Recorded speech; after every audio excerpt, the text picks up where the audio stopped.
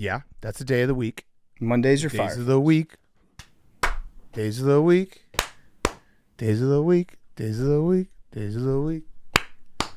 There's Sunday and there's Monday. There's Tuesday and there's Wednesday. There's Thursday and there's Friday. And then there's Saturday. Days of the week. Days of the week.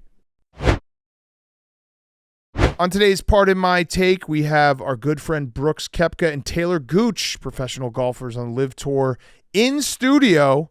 They were here this weekend, so we figured we have to have Brooks on because he's our good friend.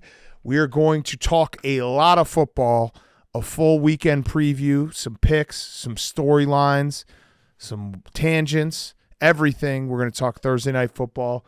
Tua got concussed. The Bills looked awesome.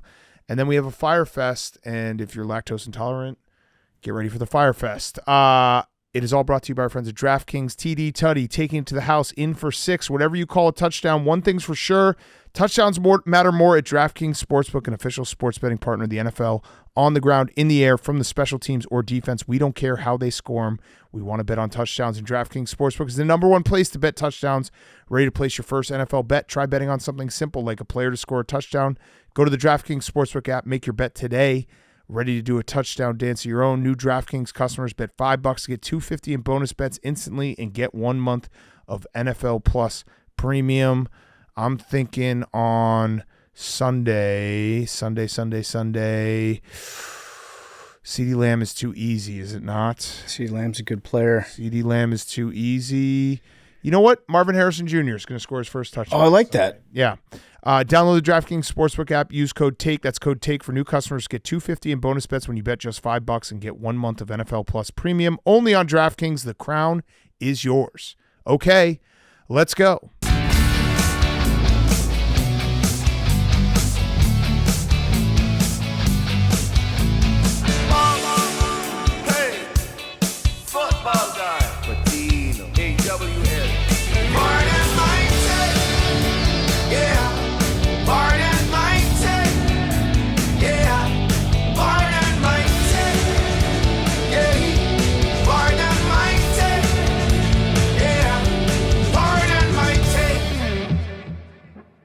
Welcome to Pardon My Take, presented by DraftKings. Download the DraftKings Sportsbook app. Use code TAKE. That's code TAKE for new customers to get $250 in bonus bets when you bet just $5 and get 1 month of NFL Plus Premium. Only on DraftKings. The crown is yours. Today is Friday, September 13th, and no one circles the wagons like the Buffalo Bills. And Tua got concussed. So we were taping the weekend preview for the second half of the game. We saw it happen live.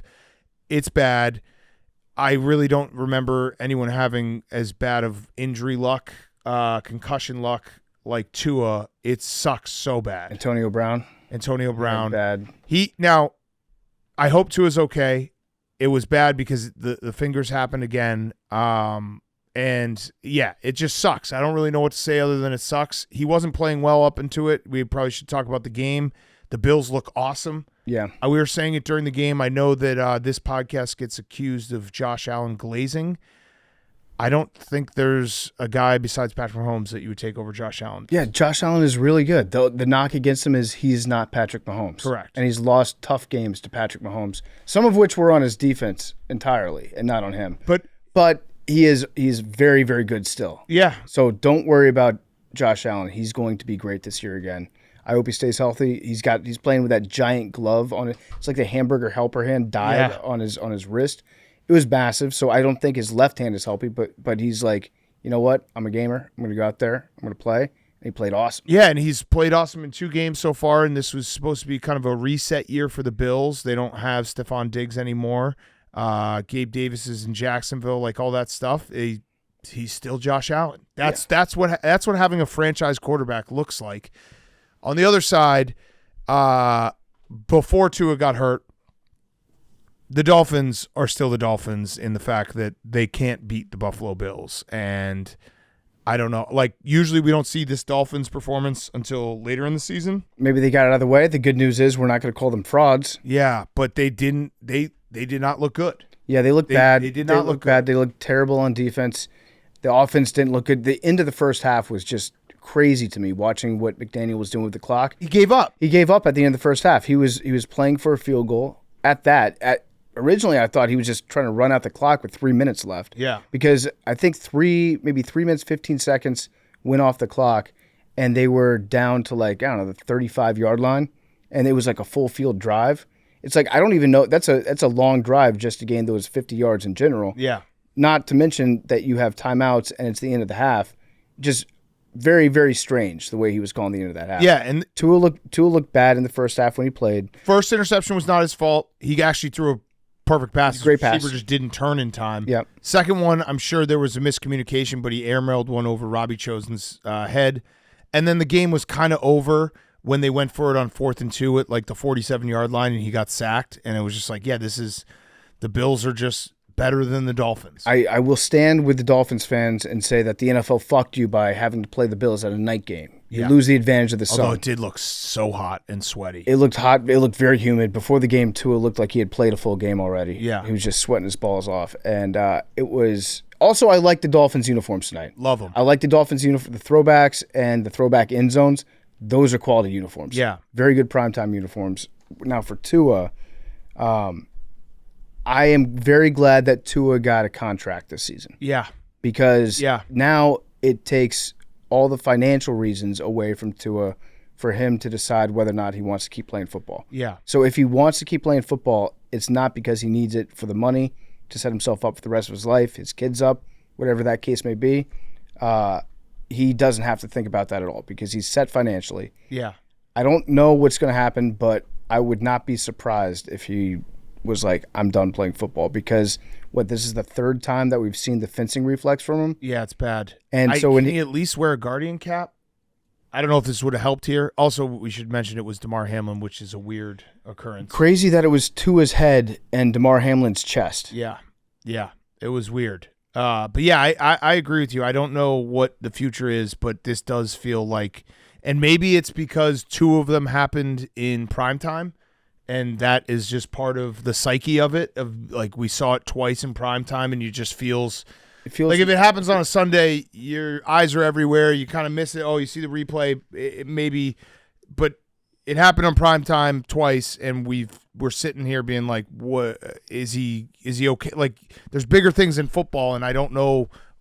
He can't make a decision right now, and I hope he keeps playing football, but it's scary, the fact that he's been concussed this badly this many times. I think it's a fair point, and you could say that if every game was played in prime time, there would be a lot more guys that would be concerned about. Correct. Because we would have seen all the concussions that Correct. happened. And with Tua in that other primetime game, didn't he get, like, it was clear that he was concussed? He was out on a stretcher. Well, it's clear that he was concussed, and he stayed in the game, and then he got more concussed. I think it was the week before he was. Oh yeah, you're right. You might be right. Yeah. So like like that. There's been a lot of very like blatant in your face concussions. Yeah. For Tua. So yeah, I'm just glad that he can make his decision about whether or not he wants to play and not have to worry about having to play to make money. Yeah, but the Bills are good. Yeah, the Bills are good. The Bills are still good. Bills are very good. Yeah, and again, it's impressive that they've done it at least through 2 weeks. Obviously, it's a very long season, but this was supposed to be a reset. They were underdogs tonight. Josh Allen didn't have to throw the ball a ton. I mean, the game script, it's like, if you look at his stats, it's not like he lit it up. He threw 139 yards passing, but if you watch the game, it was more because they were in such control. Yeah. Basically from the second quarter on, that they could just run the ball and control the clock. And James Cook had an awesome game. 3 touchdowns for James Cook. James Cook was awesome. He was great tonight. And the Dolphins defense looked very soft. Yeah. Yeah. Okay. The other story before we get to our weekend in preview, Shannon Sharpe. Yeah. Shannon goes live on IG. Now, I guess we should set the table for people that don't know what we're talking about. Yeah. On Wednesday afternoon, Afternoon Delight, Shannon Sharpe went live on Instagram, rockets at night. And it was the sound of what seemed to be a man and a woman engaged in a perfectly natural physical act, healthy physical act that thousands, if not millions, if not billions of people do. Mm-hmm. And it was live for a couple minutes, and then it turned off, and everybody got to listen to Ankh having sex. Mm-hmm. Ankh has turned into Poppy. Yeah. And he, the grunts are what were something else. Oh, did you think he wasn't going to grunt? Yeah. Oh, I had Shannon pegged as a grunter from. Yeah. Oh, yeah. Yeah. He sounded like a Denver Bronco. He was like growling. Yeah, he was growling and grunting and neighing. That's a passionate man. He still got it. Still got it. And again, I didn't think it was anything less. Yeah, because those are sounds I don't know if I've ever heard. That's a stallion right there. Yeah. I liked how his instant reaction was to go hacked. Yeah, no, that just shows that whenever someone says they're hacked, they're not hacked. Mm-hmm. They just fucked up. I still don't really understand how, because it is a couple steps to go live. How he did that. So I listened to his podcast that he did last night with Ocho Cinco, and his explanation was that he's never been live on Instagram before. Oh. He's never done it. And he had his phone, and he tossed his phone onto the bed, and then he was having sex. Then his other phone was getting FaceTime calls, phone calls left and right while he was boning. Didn't pick those up, but he picked one up later, and they said, hey, we can hear you. You're having sex. Oh. And he was like, how? I have no idea how. And he went to his phone. He's been live on IG. So now I'm terrified. Now I'm scared but this is a ticking time bomb. To have sex. Yeah, there's a ticking time bomb that I've got in my pocket, and I would be caught doing way more embarrassing stuff than having sex. Yeah, I do think it is like he's old, so there's that where it's like he's old enough where it's like he could just accidentally have gone live, but there's like multiple steps to going live on Instagram that. It's not like you just like dropped your phone and it accidentally went live. Right. Like there's 3 to 4 clicks that have to be clicked. And he does have a lot, like a very, very popular show, and it did get a lot of people talking about it. So there's a little bit of Paul Pierce, by the way. Yeah, he did that to himself. Well, no, Paul Pierce. No, Paul Pierce. His mistake was he didn't fuck.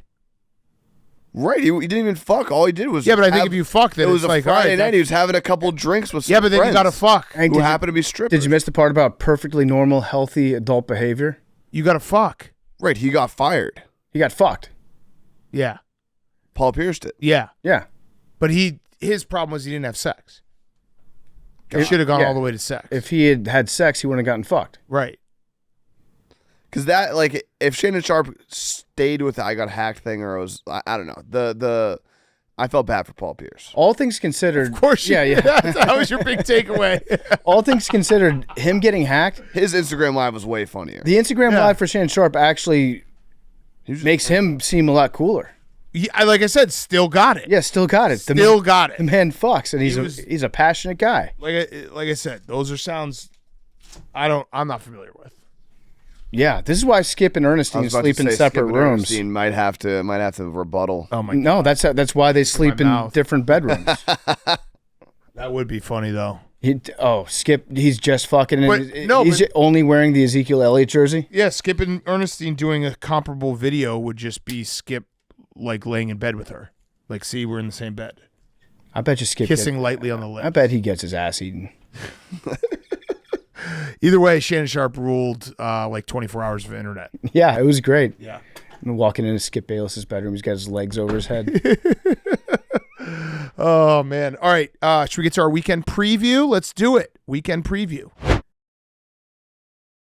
Okay, before we get to our weekend preview, Coors Light, there's no sports experience quite like the rivalries between college football teams. And now on Saturdays, you can get even closer to the action with Coors Light and DraftKings. Coors Light teamed up with DraftKings for the free-to-play college football pick'em pools, where you pick winners for a chance to win big. But when the rivalries heat up, choose chill and then reach for an ice-cold Coors Light. When you're looking to keep it chill, there's only one beer to choose. Coors Light. The mountains on the bottles and cans even turn blue when your beer is cold. So you know when your mountain cold refreshment is ready for you. When things heat up, it's a good time to choose chill and then crack open a Coors Light. I'm going to have some Coors Light this weekend on Saturday. Saturday just got hotter, but you can choose chill with Coors Light and DraftKings. Get Coors Light delivered straight to your door with Instacart by going to CoorsLight.com/take. 21 plus eligibility restrictions apply. Void where prohibited. See terms at DraftKings.com/Coors Light. Pick 'em. Celebrate responsibly. Coors Brewing Company, Golden, Colorado. Okay, boys.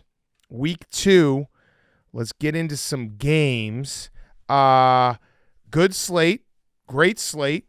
I'm excited. We got football. Be thankful for football. It's just like, week 1, you get all the jitters out. Week 2, it's ready to go. We're ready to roll. Week 1 doesn't mean anything. Week 1 doesn't mean anything, except unless you're 1-0. No, it doesn't mean anything. Then it means something.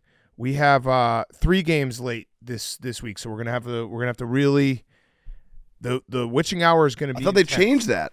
I think it's coming soon.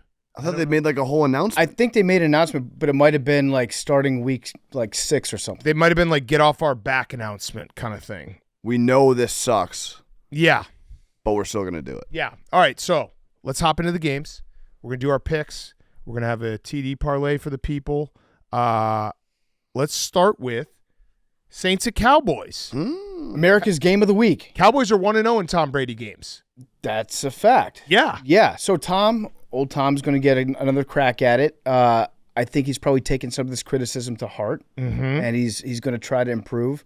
But the biggest winner actually in Tom Brady's debut is Tony Romo. Yes. Well, Greg Olsen. Greg Olsen, winner number 1. Greg Olsen literally saw dollar signs. Yeah. When Tom Brady had his week 1 performance. Winner number 2 would be Tony Romo because it doesn't seem like Tony Romo was that bad. No. I was thinking about it. What? Continue. Tom Brady should Fox has a lot of money. If they were smart, they should just hire Max Kellerman to be on Tom Brady's staff and just be like, Tom Brady's over the hill. He can't get it done. He can't get it done. Can't get it done as an announcer. Now, the one thing that was interesting, and it's not in defense of Tom Brady, but I don't understand why Fox hasn't fought harder for this. Tom Brady is not allowed to do the pre-game interviews with the teams. Because he wants to be an owner, yeah. And they basically, I think Burkhart is who he's with. Yep. Was like, yeah, that's a big deal. It is a big deal, yeah. That's a big deal, not knowing like what the teams are going to want to do, talking game plans with the coaches, all that stuff. It was also unlucky for Tom that he had to do a game where one quarterback was actually playing terribly. Yeah. In his very first game. If that game had been like week 6 or 7, because we want to hear Tom talk about football naturally. We want to hear Tom Brady be Tom Brady like he was in his living room, where he'd probably be like, this guy can't get it done. Yeah. But the fact it was his first game probably made it so much more harder for him to criticize a quarterback that was playing openly stinkily. Yes, openly stinkily. Openly stinkily. I have a prediction for this game. Okay. Well, not really a prediction because I'm for Saints at Cowboys. This might be a fraud bowl. Ooh. Because both teams looked really good in week 1. We don't know were the teams that were playing against that bad. Probably. Well, I don't know if the Cowboys, I think the Cowboys are going to win this game because they are the kings of September and October. Mike McCarthy in September and October is 71, 48, and 3 against the spread. Also, Dennis Allen, after a straight up win, is 5, 16, and 2 against the spread. Interesting. This game, to me, it's really the Panthers didn't pressure Derek Carr. Derek Carr, who we like, under pressure it's a big drop off. He's, they have those advanced stats like, clean pocket versus under pressure. And yeah, of course, actually there's a couple guys who actually get better under pressure. I think Joe Burrow might be one of them. But he goes from 112.3 rating to 73.1 when pressured. And the Cowboys defensive line is all about the pressure. Yeah, they're going to turn the heat up. Yeah, they're pretty excitable last week. They were getting after Deshaun. I have another stat for you. Okay. So Clint Kubiak. Yeah. Right? He's going to be on the sideline again, we think. We're not sure. But their offense is a lot different this year than it was last year. So they had 28 plays on the running plays that used pre-snap motion, right? They got 137 yards on pre-snap motion runs, and that's more than any of their other games in 2023. Ooh. So they're putting a new wrinkle in. They're doing some new stuff. They're doing new stuff out there. I have a stat for you guys. Let me hear Hank's stat of the week. Stat of the week. I think Tom Brady's going to be fine. Oh, okay. Okay. I think it's going to Unbiased. be reverse Tony Romo, where everyone was sucking Tony Romo's dick so hard in the beginning that it made people flip. Whereas now, because Tom Brady's so fresh, people are tearing him down so hard. Once he gets good, people are going to love him. Okay. Yeah. It's kind of like Ryan Poles making a really bad trade when he became GM of the Bears. Genius move. And then everything that he does after that, it's like, this guy's awesome. He did the Chase Claypool was actually, I could make the argument that Ryan Poles trading for Chase Claypool using a second-round pick was the smartest trade he's ever made. Go on. Because then it led to everyone else being like, this guy doesn't know what he's doing. And then he made all the other trades that have all been dynamite. Because everyone else thought that they were getting a Chase Claypool type trade. Correct. Yeah. They PFT, I think that you don't like the Cowboys. You've hated the Cowboys your whole life. I think you have to be a Cowboys fan on Sunday. What was that? So Jake Ferguson is hurt. The Cowboys have a few different he might play. they have a few different backup tight ends, but I did some deep diving into what they might do, and Brian Schottenheimer, the offensive coordinator for the Cowboys, said, "You guys see the way we're using Hunter Lepke. Hunter Lepke, former Lowman Trophy winner, 2022 Lowman Trophy." He said, "I mean, Hunter Lepke does not get enough credit for what he does for our offense. I think he's a steal. We were able to get him where we got him." He then revealed during the season opener that there was a quick toss sweep to the right that Lepke had not even practiced and made it work. One of the more physical players we have. This guy, he is physical. He loves contact. He's a low-leverage player. Yeah. And it's not just the initial strike. It's the ability to sustain and stay low with leverage and strain and knock people back. I think he's going to maybe play tight end if Jake Ferguson's out. He could do it all. He lined up at tight end a little bit against the Browns. So Hunter Lepke, I love him because he's a great fullback. I hate him for two reasons, though. One, because he's a Cowboy, and two, because he demolished James Madison in the playoff. I think it was 2022. Yeah, and that's when he won the low man. Just absolutely destroyed us. Yeah. But I do like him as a fullback. Yeah. I respect his position. I respect his craft. He is kind of like the way that he's described right there. I would also describe him as a working man's Carson Steele. Carson Steele's a little more flashy. Yeah. He's got the hair going. Hunter Lepke is he's as North Dakota as they come. I might just bet Hunter Lepke to score a touchdown. They probably won't even list it, but I might do it. I think, did he get a touchdown last year? He might have, but I think they're going to line him up in tight end if Jake Ferguson's an important piece. I've dubbed him, and it's not biased, but he is Barry Alvarez's grandson. I've dubbed him next up in the tight end community. Okay. Like next year, maybe this year. I think it should be this year. He'll be part of the Laportas. Oh, Tua just threw another pick. Pick 6. Yikes. The Laportas, the Kelseys, the Kittles, these guys. Part of the new breed. They got like, hey, Kelsey, I guess, is an old breed, but still very, very good. But the guys in the tight end community were like, man, this guy is awesome. Yeah, he is good. He's a good player. I'll admit that. I'll be unbiased when I evaluate tight ends and fullbacks. Yeah, so he'll be important. Okay, next up, we have Bucs at Lions. Baker was awesome. Probably played the best of any quarterback in week 1. I think the Bucs might be the best team in the NFL. Okay, here's the problem with the Bucs, though. They've got a lot of injuries very early. So they have a cluster injury at cornerback. They lost their starter, Zion McCollum. They lost their backup, Bryce Hall. They lost their safety, Antoine Winfield. They're signing guys off the street. They also lost some defensive line guys. I think this is going to be a problem against a team that, one, Lions showed that Jameson Williams, he's ready. 2, Amon-Ra St. Brown is one of those guys that I put in the category. If he has a bad game, just bet everything the next game that he's going to be awesome, because we've met him. We've had him on the show.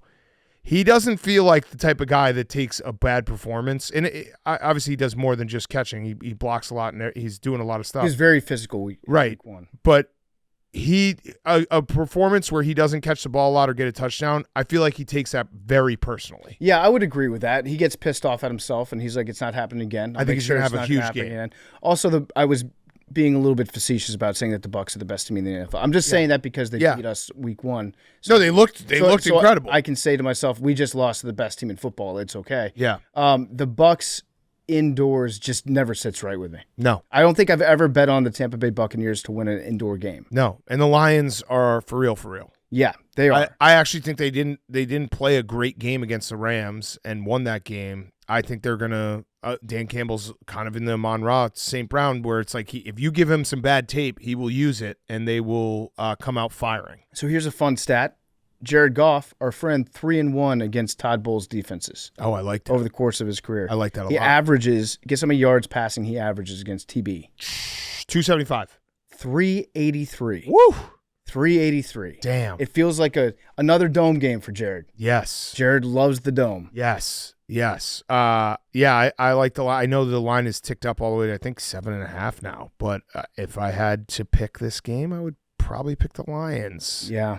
I'm also, week 2 is a big trap week where you have to realize that what you saw week 1 is going to change drastically to week 2. Yeah, sometimes I just like to erase week 1 from my memory entirely. Yeah. Because week 1 doesn't mean anything. We can agree on that. Doesn't matter if you won, lost week 1. Well, it matters We're if you won. forward. If you're 1-0. We're moving forward. Because you can't start better than 1-0. We move forward. We don't look backwards. What happens every single year with how we follow, consume the NFL. We spend all offseason talking about what these teams are going to look like, have our preconceived notions. Week 1 happens, and then you throw them all out the window, and you say, oh, yeah, it's just whatever happened in week 1. Don't do that. Don't do that. I will probably do that, but don't do that. I know I'll do that, but don't do that. I could see Baker just loving Dan Campbell a lot too. He seems like he would love to play for Dan. Baker's the best. Yeah, he really is. He's just I root so hard for him. Yeah, everyone counted him out. That actually, with the whole Deshaun thing going on in Cleveland, like Baker has never looked better before. Yeah, he's how you like me now. That's what he's saying. Seriously, Baker Mayfield. Seriously. Okay. Next up, Colts at Packers. PFT, you already have told us that you've made a very large wager on the Colts. Biggest bet of the season. I know it's early, but so far, biggest bet of the season on the Colts. I'm nervous for you. I took them at -3, then the line moved to -2.5. And all the money's on the Colts. All the money's on the Colts, but bad. This is strictly a bet against Malik Willis game. And so sometimes we need to remind ourselves that there's 21 other guys that play football on that team. Yeah. But I don't think that there are. I don't think that there are 21 other guys. I think it's just an entire team of Malik Willis's this week. I feel like the Packers are going to find a way here. And so I was thinking about it more. The Texans ran the ball very easily on the Colts. Josh Jacobs, it was funny when we were watching that Packers-Eagles game, Josh Jacobs in the first half looked bad. And I kind of walked away from that game like, Josh Jacobs, he's not good. I look back at it. He had 4 yards on 6 carries in the first half, and then he had 10 carries for 80 yards in the second half. So he can still play, and I just think that Matt LaFleur is a good coach, and he's going to find a way. Like, there's a difference between having Malik Willis come in at halftime and having Malik Willis have 8 days getting ready and being like, hey, Malik Willis, this is what we need you to do. Because you're not good. Well, let me tell you a little And just try not to do the bad things, and we'll make it as simple as possible for you. Little fun fact, though, about that. Malik Willis started 3 games for the Titans in 2022, and he didn't throw for 100 yards. But he did cover the spread twice. That's important. But this is just 2.5. Yeah. It's just 2.5. Which is scary because everyone's on the Colts, and it went from 3.5 to 2.5. Yeah. Yeah, well, that's bad. Really, when I put my biggest bet of the year on a team, that's a pretty good indication that's probably also the squarest play. Yeah. I don't know. I just feel like I'm not gonna bet it against you, but like I feel like we're gonna Sunday night, like, how did the Packers win this game? I'll ride with you. Let's go. Anthony Richardson. I also am not a believer in Anthony Richardson. I know people get mad at me for that. He has incredible play. I'll say it again. I watched all the tools. I'll say it again. I watched the tape. Yeah, there's a lot of wide open guys missed. A lot of guys that fell down. A lot of wide open guys missed. A lot of easy throws missed. I think Anthony. It's 3. It's back to 3. So there you go. Okay, nice. 3. Right. That's gotta make you feel better. Yeah, it's gotta make me feel better. Yeah. The Anthony Richardson, I get it. I've said this. Colts fans get upset. I get why he's a project and why you would invest in that type of arm talent. It's just not there yet, at least for me, looking at it. I don't think he's like a top 5 quarterback, but no. But I guess the problem is he scores a shitload of fantasy points. Yep. And he has the wow plays, and then the rest of the game, if you watch the rest of the game, it's like, what's going on here, man? We should dive into that and see who the all-time greats in terms of being awesome fantasy players, but not very good actual football players. Yeah. I want to know who's the GOAT in that conversation. Yeah, someone tell us that. Trent Richardson. I don't think he scored a lot of fantasy. I think there was one season where he may have led the league in touchdowns, or he had like a lot of touchdowns in one year. But they were all like 2-yard touchdowns. He did have a lot of those. Yeah, for that year, that might have been one of the all-time great fantasy seasons that did not correlate to football play. To being a good football player. Yeah. I mean, it's got to be a quarterback. It's a quarterback who can score touchdowns with his feet, too. Yeah, it's pretty big. I mean, Justin Fields, actually, that's the answer. That's the answer, yeah. Justin Fields was a very good fantasy quarterback last year and not a very good – he scored 11 touchdowns in 2012. Yeah. 950 yards. That probably didn't lead the league, but it was a lot of touchdowns. It was a lot of touchdowns. Okay. I just don't – I don't know. I don't know this game. This is a tough game. There's some tough games out there. What are you going to – oh, never mind. What? It's not a home game. No, it's at Green Bay. Yeah, no. It's at Green Bay. At Green Bay. Jets at Titans. Memes? How are we feeling? Feeling all the way back. All the way back. All the way back. That was quick. Let's go. Okay. That's also dangerous, though. Is that that all the way back? Does Because if you had gotten 60% back, I would think that the emotional crash if they lost this game wouldn't be as hard. If you're all the way back, we could have all the way out memes like we did the other day. Yeah, all the way out. I'm setting myself up for failure again.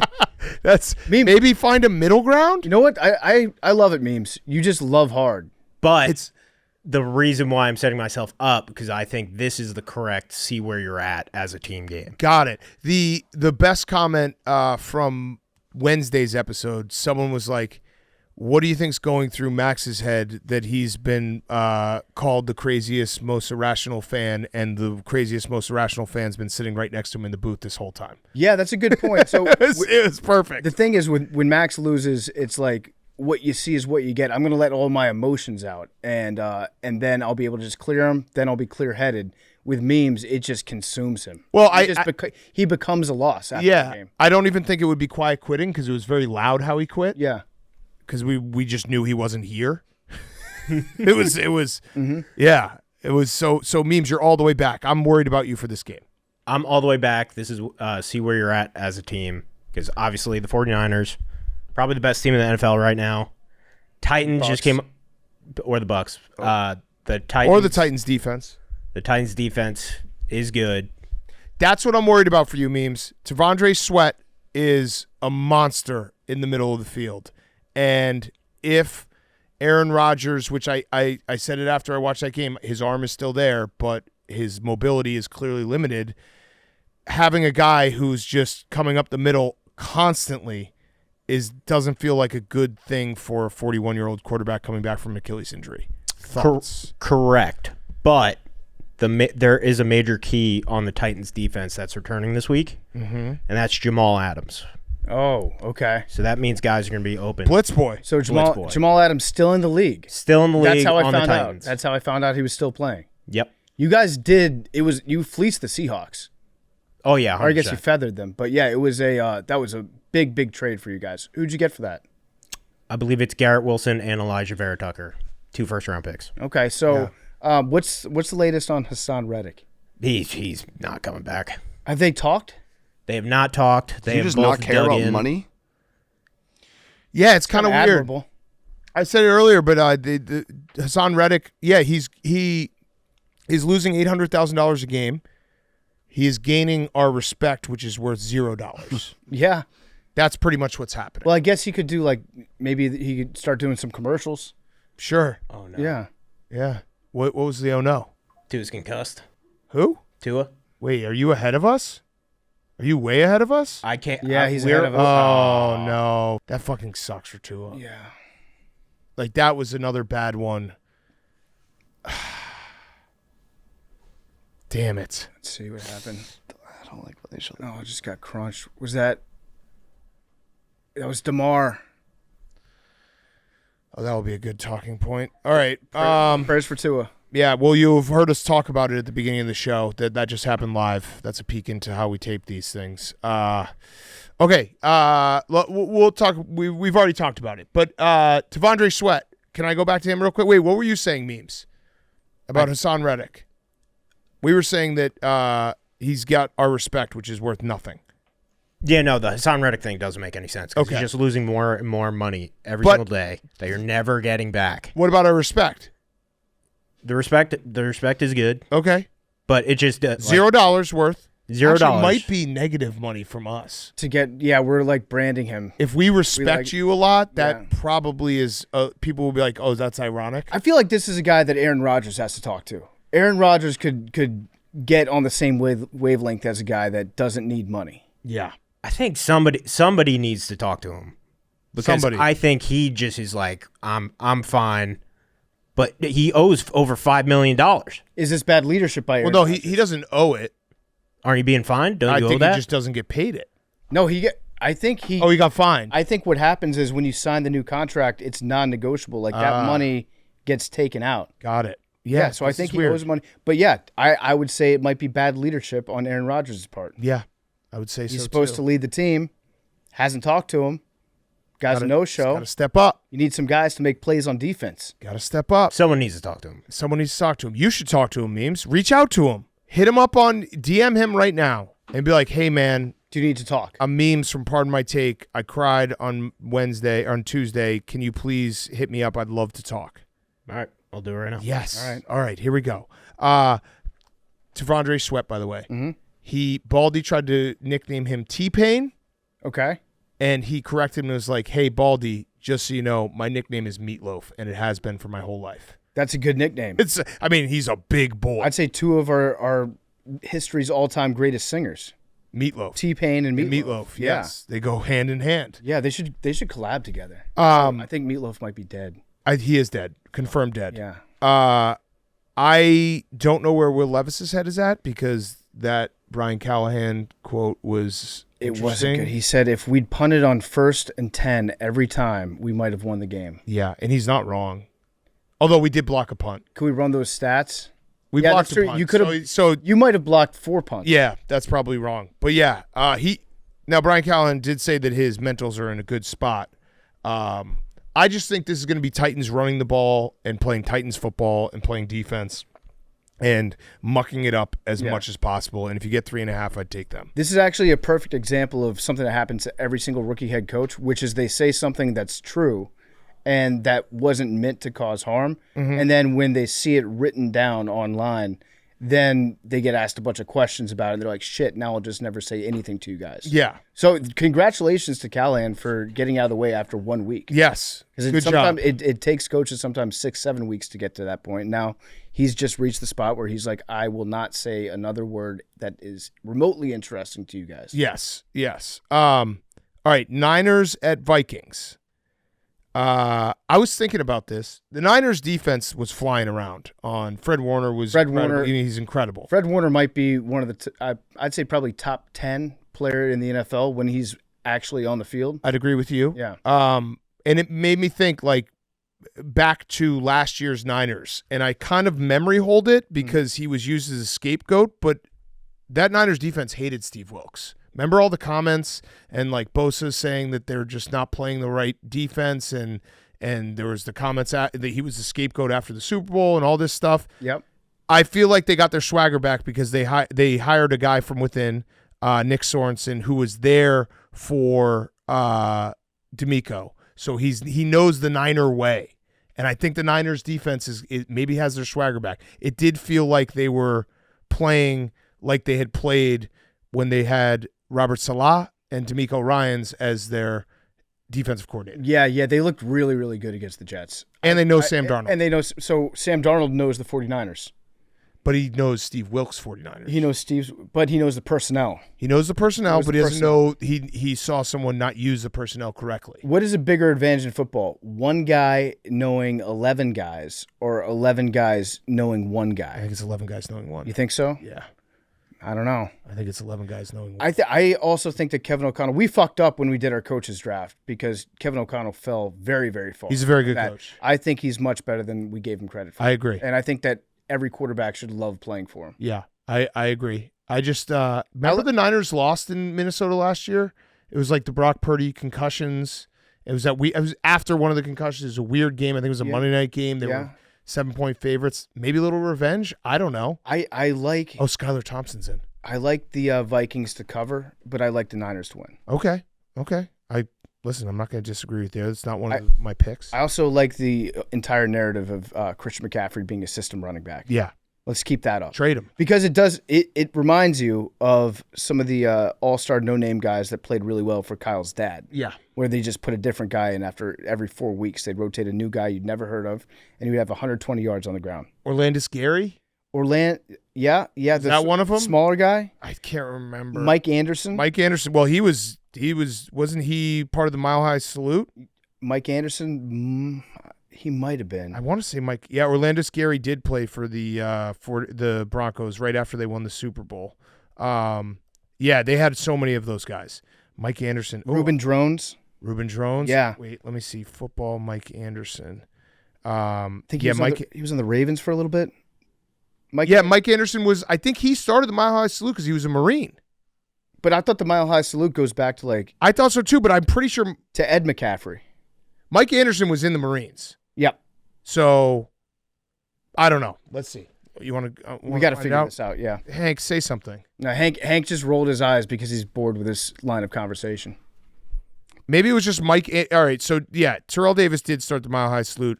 Mike Anderson, it just meant more because he was a Marine. I just remember when Mike Anderson would do it, and people were like, "Dude, he actually was a Marine." It hit different when Mike Anderson hit it. Yeah, he was actually saluting.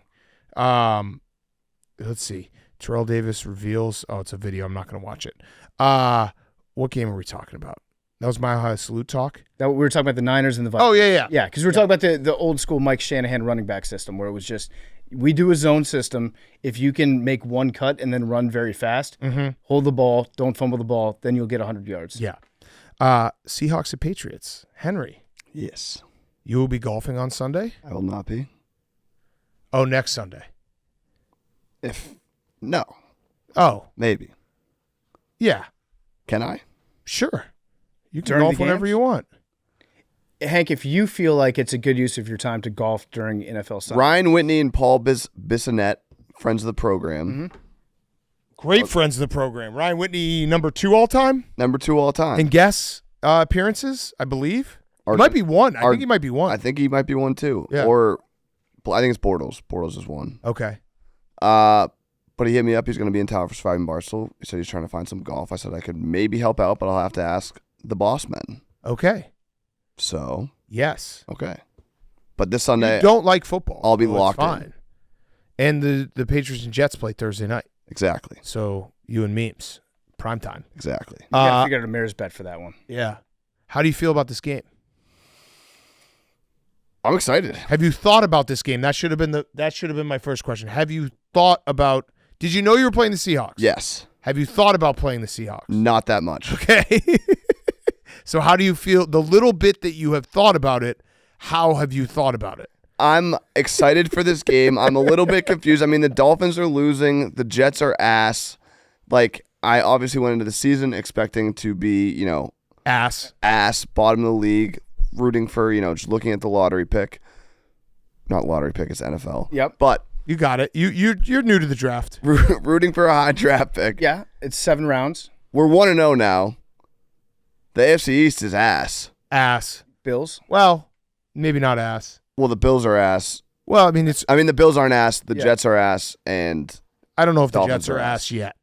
I think we have to wait. You remember when we talked about not putting too much stock in Yeah. one? The Jets played the Niners. The Jets might be the perfect case for not putting too much stock in week 1. Yeah, I'd like to see the Jets play someone other than the 49ers. I'm excited for this game. If the Patriots win, I'll probably be borderline all in. If they lose, I'll probably go back to just, golfing. Yeah. No, I'm not. I mean, if you guys were good, it'd be nice to have Judon on the team still, huh? Yeah. Your defense is good. What does all in mean? Yeah, what does all in look like? Yeah. Yoffs. And does it mean locked in on Sundays? Excited for games? Yes. I'll tell you, fired I'll up tell you when the exactly team- what all in means for Hank. It means that he will watch every Patriots game until they lose. Yeah. I was thinking the same thing. And then he's all out.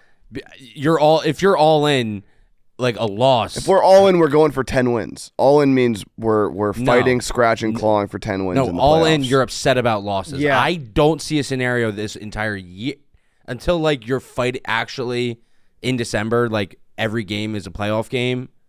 You won't care when this team loses. I want to encourage this behavior, though, from Hank. So if you win this weekend, you're all in? I just don't believe him. Look at his face. I can't even really see it. No, I don't. It's horrible. I went through this whole off season of just preparing, Being all out. You were excited for a football season where you didn't really care about your team. All right, so if you win this weekend and then you beat the He is. Jets. Look at him. And then you beat the Jets, you're 3-0, you're all in. It's Answer the question. all right. This is Answer probably the Hater question. Hank. This is probably Hater Hank. This is probably Hater Hank. Hand up, Hater Hank. As much as I want the Patriots win, I just want to be better than the Jets and the Dolphins. Okay. That's a fair It is a answer. Like fair answer. that That's a very that fair gets me answer. going. I'm That not gets gonna lie. me I going. thought you were gonna say Commanders. No. I I thought you were don't gonna care say about you nobody wanted hit- to be. No, better. because if Drake May was nobody playing, then it'd be cares like I about want to be better than the Yeah, Commanders right, and the true, Bears, true, but true, that's true. not Yeah, really yeah. that doesn't really matter in this Right. scenario. Yeah, you just want to be better than at least 2 teams in your division. I do love With the most annoying fan bases, especially in this office and maybe the control booth. the rivalry that we have cooking right now is I'm just tickled watching happen. Because I have it with Max. No. I own Max. That's not what the rivalry I was talking about. And I would love to have memes. No, too. that's not the rivalry I was talking about. Beat you in the Super Bowl. The rivalry I'm talking about is we've been doing this podcast for 8+ years now. We're a football podcast first and foremost. Our fans are football guys. They love football. They're diehard football fans. The rivalry of Hank not really caring about football versus our fans is so funny to me. The Kent State-Pittsburgh, people don't forget.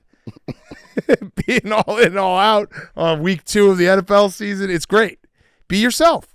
Yeah, I always have been. And I like always will be. I like you clarifying that if the Patriots aren't good, as long as you can be better than the Dolphins and the Jets, you will get satisfaction. That's funny to me. I don't think that's an honest answer. Hank isn't going to celebrate that hard if they win, but I actually think you celebrate Jets losses harder than you celebrate Patriots wins this year. Yeah, that's kind of what I'm saying. Same with the Dolphins. Listen, guilty as charged when it comes to the Packers losing in the playoffs. Like, that's a fact. If the Bears stink, which they have for a long time, yeah, I get a lot of satisfaction. Like, I get some sick satisfaction about the fact that I have 6 Super Bowls. I have all the championships. I've kept the light. I've led the team out of the tunnel. No, you rang a bell. I kept the light. Where is it? Do you have it? Is it on right now? So they didn't let you keep it. No, but I kept it when it was there. When I was there, I made sure that I kept it. And then we have these Jets and we have these Dolphins fans that are just living and dying with every play, every snap, every game. And talk about football fans. To be better than them would be nice. Hank wants to be better than the people that care about their teams. Yeah. Yeah. I get it. Yeah. Again, that's hater Hank, and I know people are going to get mad hearing this, but it is what it is. That's just how I feel. Because you're like, I just show up and they win, and I don't even do anything, and it's awesome. And you put your heart and soul into your teams, and you study, you read articles about them during the week. You know exactly what's going to happen. You know everybody's number, even the offensive lineman, even the backup D-line that they switch in and out of the games. And you care so much, and then they lose, and I don't have to deal with that because I'm a winner. Yeah. Yeah. You're such an asshole. So good at being an asshole. I was just gonna say you're so good I at being an asshole. Yeah, I'm sorry. I don't want to. No. You have to go. Like, it's good for your brand. It's great. What You you're are doing who right you now are. is great for your brand. Right. Of being the fucking worst. Yeah, right. You know what he is? Right, he's a meat shield for Yeah. us. No, it's great. Hank is spoiled. No shit. You're so spoiled. Yeah, I mean, Yeah, it's not City of Champions. What are you talking about? So spoiled.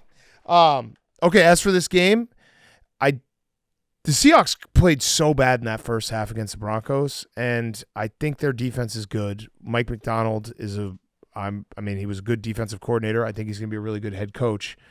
I do think that this is one of those games that the Patriots shocked everyone against the Bengals. This is a harder game because the Seahawks probably have a better game plan and can run the ball. Yeah, when a team that's not that good but feisty starts to think that they're very good, that's when they're a good time to bet against those guys. And the Seahawks shut down the Broncos' run game. So if you take out Bo Nix scrambles, the Broncos ran for 3.2 yards, 20 rushes for 64 yards. The Patriots need to run the ball to be able to control this game how they want to control it.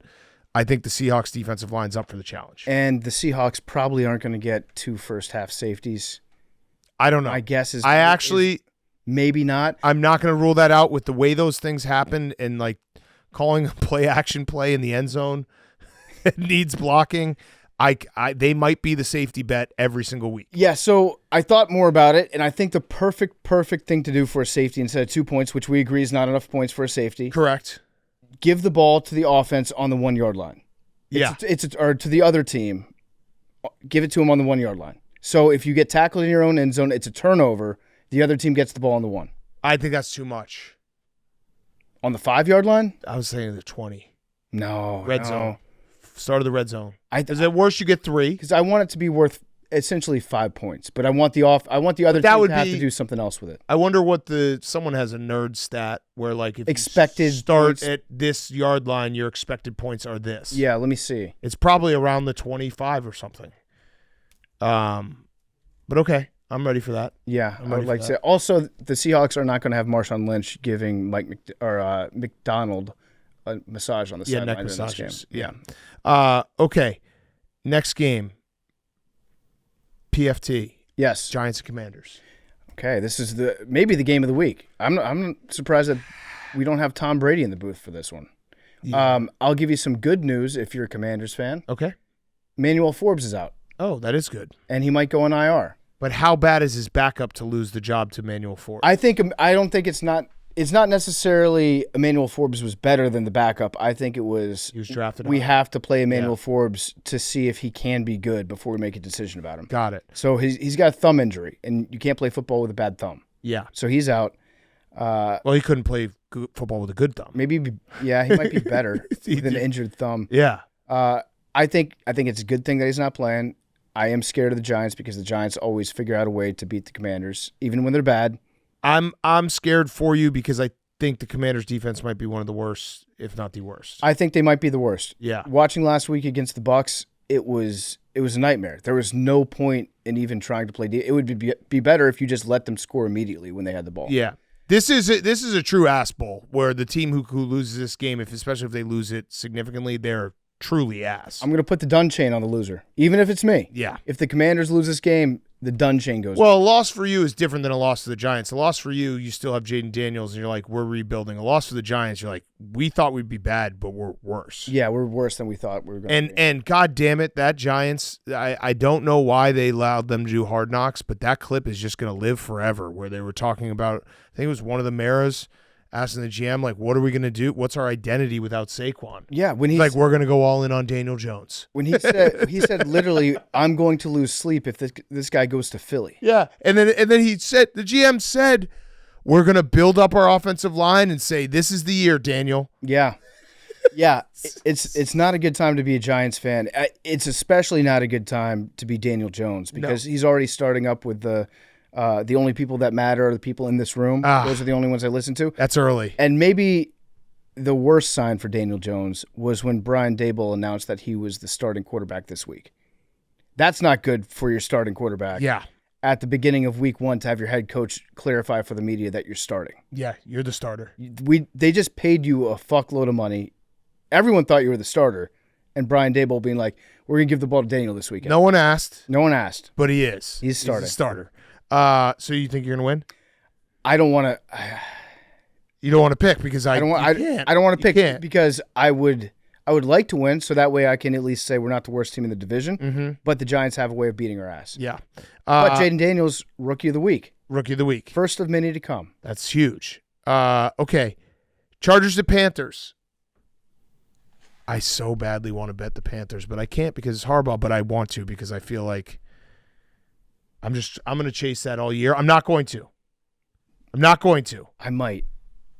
Did you see? I might. Well, not necessarily just the Harbaugh effect, but also the Panthers effect. The Panthers are so bad. Go ahead, Hank, go ahead. How bad are they? Like a game show. The Panthers are so bad. How bad are they? They did a 9/11 memorial post on Instagram, and some of the comments are as follows. This team makes me wish I was on those planes. I won't forget how bad, our situation is worse than theirs. Saddam Hussein would be a better defensive coordinator.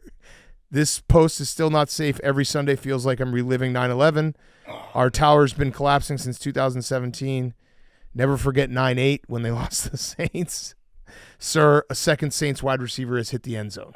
You're so bad that your own fans are making 9/11 jokes in your comment section. That's bad. You know what's worse? That's as low as it gets. What's worse than 9/11, Big Cat? What? When Bryce Young goes 9:30. Oh. When that's his completion. Yes.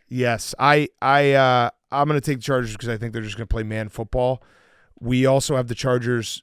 A reminder for next week, they're staying out east. Okay, that's good to know. They're staying out east, and Jim Harbaugh say there's no reason why we can't have some fun, bring the board games and snacks. There's no way they're going to have fun. That's fun. We also had... What kind of board games do you think that Harbaugh plays? Is he a Guess Who guy? I don't know. I feel like he's just a straight-up chess or checkers. I think he's... Checkers. You think checkers? I think he might be a Risk guy. The game's taking like 3 days. Everybody just gets bored and quits. Yeah. And then he wins every time. Yeah. We also had an all-time Jim Harbaugh quote. He said, speaking about coaching, it was about 5 or 6 years ago, my brother and I and Dad were talking football, and, my brother said, hey, Dad, how long do you go in coaching? How long do you coach in this game? And he said, and I never forget it, you go as long as you possibly can. You go and you coach till you cannot step on the field one more time, till you can't endure one more practice or put one more game plan together. And when you come to that point, you coach for 2 more years. I love that. That's a great quote. You play football, you coach football, then you die. You have to be so sick of coaching, and then you still do 2 more years of service. Yeah, I respect that.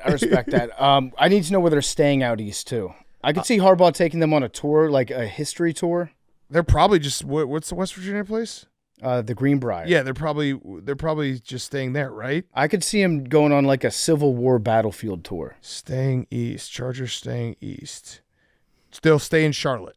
Okay. Kind of boring. Yeah, pretty That's boring. a boring answer. All right.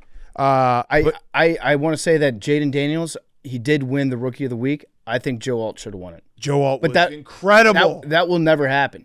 And I'm going to take the stand for offensive linemen because an offensive lineman will never win an award like that, and they should. Joe Alt and Rashawn Slater on both sides of Herbert. That's Harbaugh's wet dream. Yeah. He just knows like they can do what they want to do, and they're going to shove it down the Panthers' throat. Yeah, I think that's going to happen, and the Panthers have their best defensive player maybe out for the year. Yeah.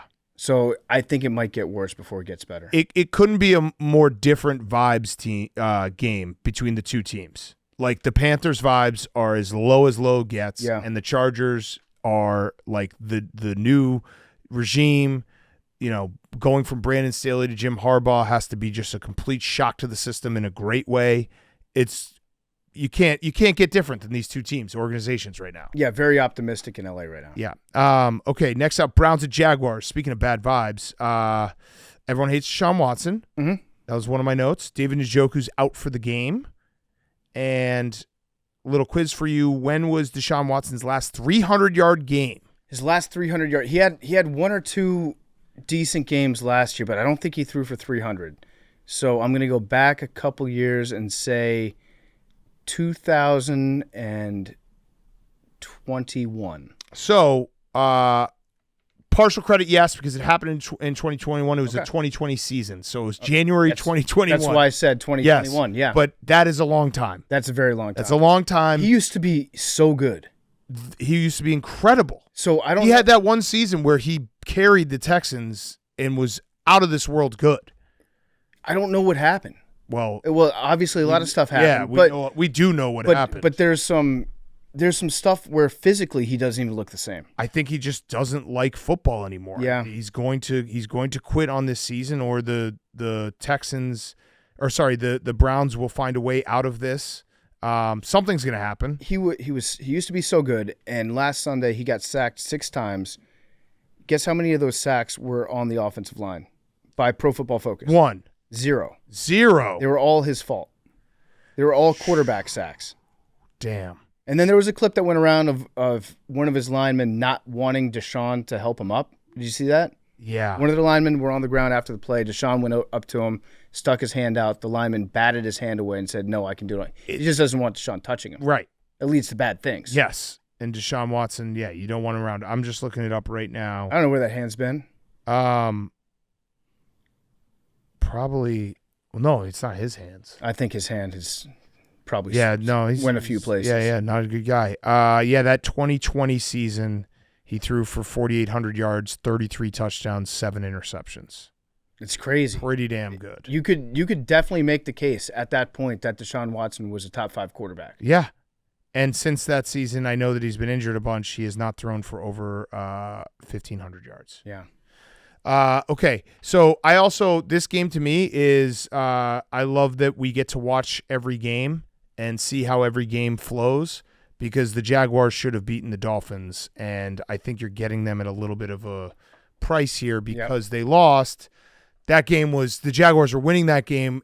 Etienne doesn't fumble. They go up 24-7. That game's over. Yeah. It goes completely south on them, but I didn't walk away being like, man, the Jaguars are bad. No, they did some funky shit in the second half. They did some very Jaguars. They panicked. They did panic after the turnover. I think that they looked good enough in the first half, but are the Dolphins good? So when they look good against the Dolphins, are we counting that as a good? The Bills really good. The Bills might be really good. Yeah. So I do also like the Jaguars in this game. Yeah. Okay. Raiders at Ravens. I'll say this. This is one time. Actually, Jake should still do this for us. I didn't know this. Maybe no one knew this. Alexander Madison's wife went into labor before the game on Sunday. Yeah. He scored a touchdown. Yeah, we did not know that. But wait, when was the baby born? That night. So after the game. But he had, oh my God, my wife's in labor. Yeah, technically this would be the this first is the baby. This is the baby All right, bump all right. because our theory is that everybody else in the locker room is pumped for the guy. Yeah. Especially if they're a new dad. Yeah. If that's their first kid. So if he had the baby after the game, then this week it's all congrats on the baby. Congrats. I'm so happy that you got a baby. Yeah. Let's give you the rock. Oh, let me You see got the dad baby. strength now. What'd you name the baby? Congrats on the sex. Yeah. Let me kiss the baby. Yeah. All that It's shit. a kiss the baby bet. Yeah, kiss the baby bet. I do think the Ravens, though, are going to play better than they did. It's crazy. We walk away and the Chiefs win that game, and it really was a couple inches or an inch on Isaiah Likely's foot. Yeah. That changed because Harbaugh is going to go for 2. So there's a reasonable way that the Ravens win that game if his foot is in bounds, and we think about it completely different. And we're like, holy shit, what a gutsy performance from Lamar. The Ravens are still that team. They just didn't have the result week 1. I think they are going to beat the Raiders. Yeah, I think they're going to spank him. Yeah. And And Antonio Pierce, we like you, but goddamn, that was the dumbest decision ever. The punt it looks even worse, like with the light of day. Yeah. After a couple days to think about it, I've been thinking about that punt all week. Yeah. And it just makes zero sense at all. Yep. And he's a new coach, he does not have a guy that's giving him advice on analytics. That much is clear, because if he did, that person probably resigned. Yep. Because you're not being listened to at all in that case. Yep.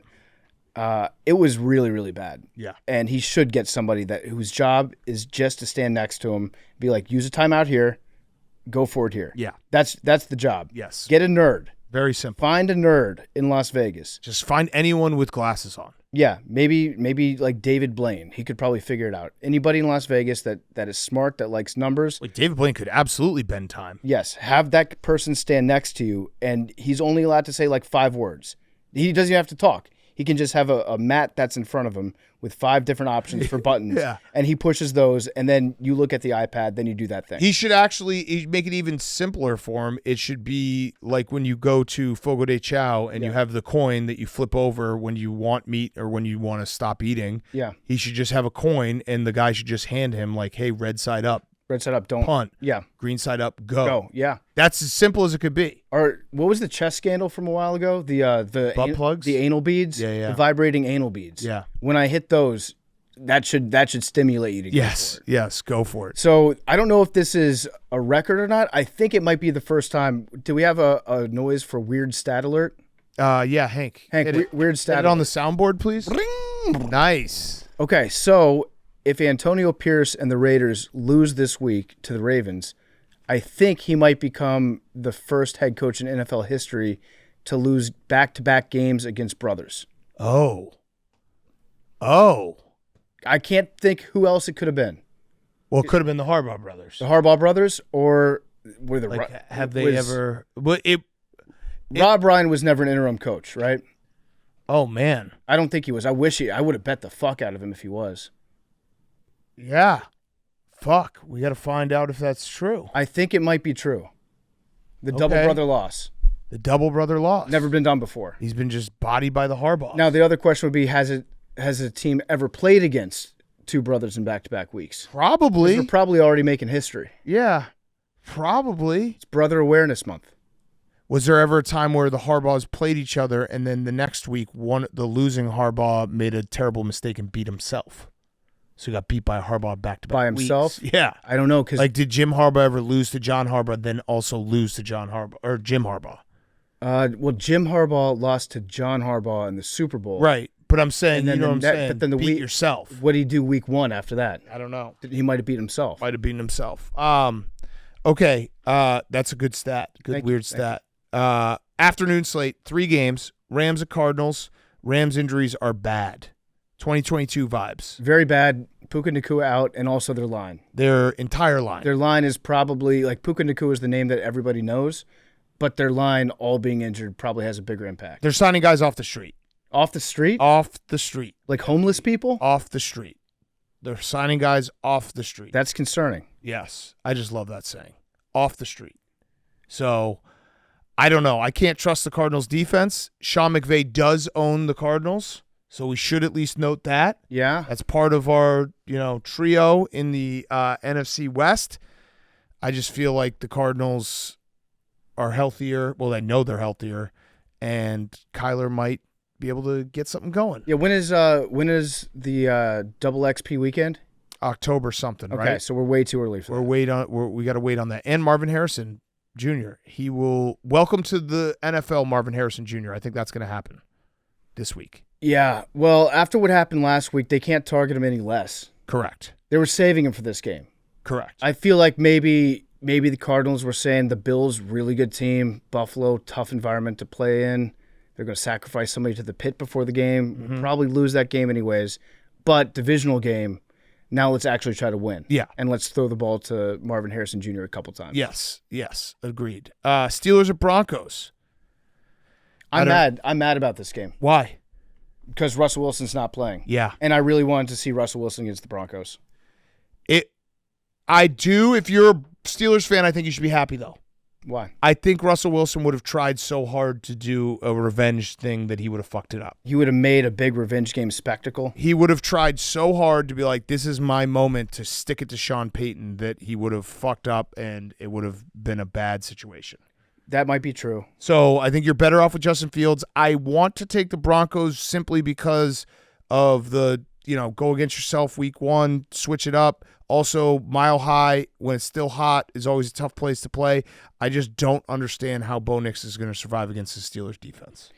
Yeah, Bo Nix, I regret saying that he might be the next up Jameis Winston. He was funny when he played. Yeah. I'm not saying that he's going to have the spectacular highs that Jameis gives you. Yeah, he doesn't push it down the field like Jameis does. But in a slapstick type of way, watching him play quarterback is very funny to do. Correct. And just watch how he tries to run around and throw across his body. That part is still funny to me. You're probably right about Russell Wilson trying too hard. He would probably have some weird video. He would get out. They would show when they go to the game, like Russell Wilson actually was here, fully padded at 6 a.m. Or he running around the field. It would have been very funny for him, after the game, to talk about what a great welcome the Denver Broncos fans gave him. Yeah, it was a great homecoming. It's just to see the guys that rooted for me and be able to thank them for everything they did for me while I was in town. That would have been 100% a lie. Yeah. I wanted to see that, though. I wanted to see him try too hard. Yeah. As an outsider. If you're a Steelers fan, probably a good thing. Yes. But for the rest of America, we wanted that comedy of the revenge game. Correct. Okay, so big game, afternoon game. This one will be obviously the sound. Bengals at Chiefs. Bengals got to figure it out. I'm worried, though, about Joe Burrow. Yeah, so the video of him trying to pick up a water bottle went around. I think I know that he's saying that it's not a big deal. I think it's a big deal. I think Joe Burrow is a tough guy, and he wants to play, and he was so competitive that he's like, I'm not going to miss the first couple games of the season. Yeah. I think it's fair to say that he's not healthy. And it's more so his wrist and his arm might feel okay. I don't know if mentally he trusts it yet. Because watching back some of that game, some of the tape, no big deal. We watched tape on this show. He was a check down king. He actually was third ranked lowest in the NFL on Sunday or on week one with throws going to the stick. So 27.6. He basically was just checking down. I think he just doesn't trust it yet. Like there were some plays, I was watching this one play that people were breaking down where Jamar Chase had a one-on-one on the outside and he had a clean pocket. All he had to do was wait a couple seconds and he had just predetermined he was going to check it down. Yeah. And so it's not as much that it might not be that he's like his wrist is so fucked he can't make the throws. I think he just is not ready for the game speed yet. I think he will be there eventually. Unfortunately, they have to go up against the Chiefs, and that is a big, tall task, and you're going to have Chris Jones coming down your throat, and the Chiefs know that he is not 100% there, and if Joe Burrow can't throw it deep and take those shots, it's just different. I think I'm going to... He also has always been a little bit of a slow starter and always started in this way, so it could also just be that. I disagree with you that it's mental, not physical. I think it's physical. No, the only reason I'm saying mental is because when Joe says that he's good, I trust that he's saying that in good faith. I do think there's some physical part, but I think there's also the mental part of it. Happened with like Kirk Cousins, where when you come back from an injury and you get thrown into a live NFL game, it's going to look different than it did in preseason, which I don't even think Joe Burrow played, or practice. It just is different. No, but I think it is 100% physical, and that when Joe Burrow says he's good, he knows he's not good, and he's pissed off that he's not good. He was flexing it a lot too. Yeah, but he doesn't want to say like I'm not feeling good because that would be making an excuse. Yeah, no, he's a bad. fucking tough ass. I think that if it was physically good, he would like Joe is so mentally tough that he would just be like, I'm not worried about it. Let's just play football. Yeah, and I don't think that he can play football 100%. So I don't know. I want to see Joe play good this year. I want to keep the narrative of Burrowhead going. Yeah, it'd be fun if he went into Kansas City and won. They also gave the Chiefs a little bit of bulletin board material. Oh, no. You see that? I love doing that. Oh, the Xavier Worthy? Yeah. So Talor Britt said on Xavier Worthy, he's got speed. That's about it. He can run straight, run jet sweeps, and just run straight. He can't do too much else. So that's about it. That's bulletin board. That is bulletin board. I also don't fully disagree if you're just basing it off his first game, because we were victim to this. We're like, Xavier Worthy's not fair. He had that big end-around run. Yep. And he had the play where the Ravens just didn't play defense on what looked like a wheel route. I don't know what it was, but there was just no one even close to him. It's not like he caught 10 balls and had 150 yards. He caught 2 balls and had 47 yards. And I think 30 of them were on that one play. So 35 of them were on that one play. So I do think Xavier Worthy, I think that's bulletin board material. Yeah. I also don't think it's totally wrong yet. Also, if he can just run straight really fast, that's a pretty good thing to combine with Patrick Mahomes. That is good. And on the end around, if you're like 0.01 seconds slower, you don't score that touchdown. You get tackled. It was a great run. Here's my thought starter for you. If Xavier Worthy was on any other team and had his stat line from week 1, would anyone care? No, he'd be a speed merchant. Right.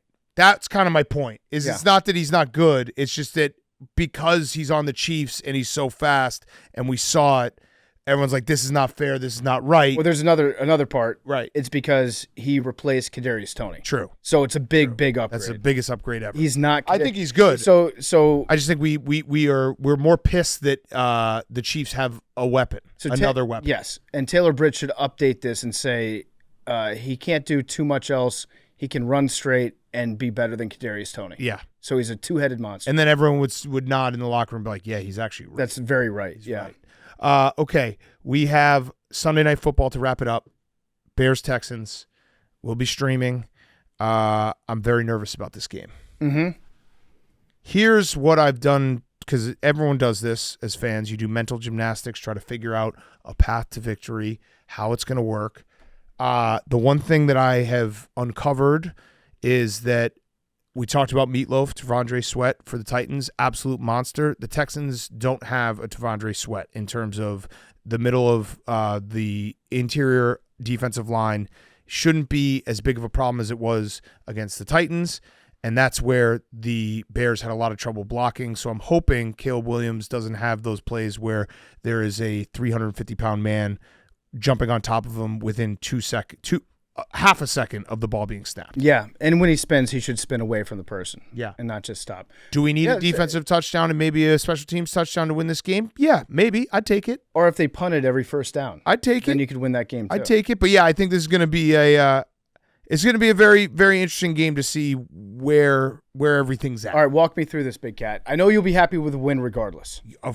No matter what, you tell me. Okay, let me ask you a hypothetical. Taking out injuries, win no matter what. Okay, hypothetical. Yeah. Would you rather the Bears win and Caleb Williams, he throws for 90 yards passing. Mm-hmm. Caleb Williams runs for 17 yards with a fumble. Mm-hmm. And he's got an interception, no touchdowns. Was he hit on the fumble? No, it was like dropped the ball? Jalen Hurts in the Super Bowl. Okay. Just slips and they run it the other way. Okay. Would you rather that or Caleb throws for 350 yards and the Bears lose 20-32? I would take the win. Take the win over progression from the quarterback. Yeah, because the progression will come. Winning games is the best. But if I don't care how it happens. If there's 2 games in a row, but also without 100, then now we're talking narrative. But what you just said. Yeah. So I was actually almost with you until you said 32, and then I'm like, then that means the defense stinks. It's a weird score. Yeah, you could delete. Then the thing that I was feeling most confident in is now not a source of confidence, and now I'm questioning everything. Get me to 2-0. Okay, let me change. Get me to 2-0. What if Caleb throws for 350 yards, a touchdown, no interceptions, and you guys lose 7-10? 350 yards, Yeah. a touchdown, no interceptions, 7-10. I still want to win. You probably have kicking issues. I still want to win. 2-0 would be awesome. What do you think? Were you going to say something, Max? Would you take 2-0? Yeah, I'll take 2-0. Yeah. I want 2-0. I want 2-0. I want my quarterback to have a good game too. I do. You and I. Best case scenario, both things happen. Yeah. That would be awesome. Correct. But if he doesn't have a great game, having a win is a nice consolation prize. Yep. Because It's actually the main prize. what's fun is at that point, if he has some stinky games and you guys win, then you can just be like, he's a winner. Yeah. He's got like Jimmy Garoppolo. It's also if he doesn't play well on Sunday night and we use defense and special teams to win the game, it's no different than the Bears' entire history Yeah, of everything. that's true. He's just a perfect Bears quarterback. He's just a turbocharged Rex Grossman. The best game manager you could have. I think he's going to play better though. I really do. No Roma Dunze, right? I believe he is out. I don't think he's officially been ruled out, but it doesn't look like he's going to play, which stinks.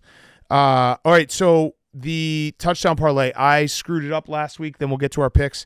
I screwed it up last week. I had Dalton Kincaid. He did not score, so I'm out. So what we're going to do is we're going to do 3 picks. I'm out because I lost. If you guys win, all 3 win, we go to the next week. Yep. So we want people to win. And if one of you loses, then you're out. If 2 of you lose, we'll figure out how to do it. But go right now to DraftKings. DraftKings has you set up. They have not 1 but 2 special offers to AWOs who want to bet the PMT parlay this week. First, DraftKings is giving all customers a no-sweat touchdown bet for each football day this week. That means you'll get a bonus bet back if your touchdown bet doesn't hit. Second, any customer who chooses to use their no-sweat touchdown bet on our 4-to-score parlay, which is now 3-to-score, will also receive a profit boost. So head to the app now to claim those offers. We're going to have the parlay up. I think it goes up Friday night, so you have all weekend to bet it. I'll bet it. I'm going to ride with the boys. I'm going to be out, but I'm going to ride with the boys. I also will have Big Cat Parlay, which is 1-0, no big deal, plus 3 units. Okay, Hank. Going Tony Rich. Anthony Richardson. Okay, good. To score a touchdown. I like Score a that. touchdown. Anthony Richardson. Okay. Like I'm that? not going to make any comments because I can't because I lost. No, please do. It worked last week. I'm not going to make any comments. But if you Kyle were, Pitts, if you Kyle were Pitts. going to make comments, you would say, I can't believe that the Falcons scored 1 touchdown. It was to Kyle Pitts. It's crazy. It's crazy. All right, Okay. Tony Rich. I like that. Tony Rich on the board. All right, I'm gonna stick with my. what was that? What? No, well, Oh, I want to go Max. quarterback too, and I'm nervous about going 2 quarterbacks. Oh, who are you going to take? I'll let PFT go. Well, you just made a noise when I started. No, to go. well, I just started to stress because that stresses No, me you out. made a noise. You want to go? No, I want you to go. I No, want you to go. Go. You go first. No, you go. I'm not gonna talk. I want you to go. I'm done. Nope. I want you to go. Everybody get mad at Max for ruining the podcast. Get mad at Max. You know, I'm fine. I'll go. Fuck it. I'll go. Jaden Daniels. You ruined the podcast. Jaden Daniels. Good pick. That's good. There you pick. go. Great pick, Max. I like it. You brought the podcast back. Yep. Giants defense sucks. Great podcast. Jaden Daniels run the ball to Jaden Daniels for a touchdown is a great play for It's the a great Commanders. play. It's a great play. I like Daniel Jones to score in this game. Okay. He plays really good. Are you going to do both? No, we can't do 3 3 quarterbacks? It's just, No, that's not my pick. I'll give my actual pick. But bonus pick, Daniel Jones. okay. But my real pick is J.K. Dobbins. Ooh, So my formula is take a running back on a team that's playing against the Carolina Panthers. I like that. And it was like good in week 1, and I think it'll be good in week 2. Okay. All right, so bet on DraftKings. They'll have that up. And like I said, the no sweat bet is there as well. Okay, let's do our picks. So the 4 weddings and a funeral picks. Which, have we thought about it more?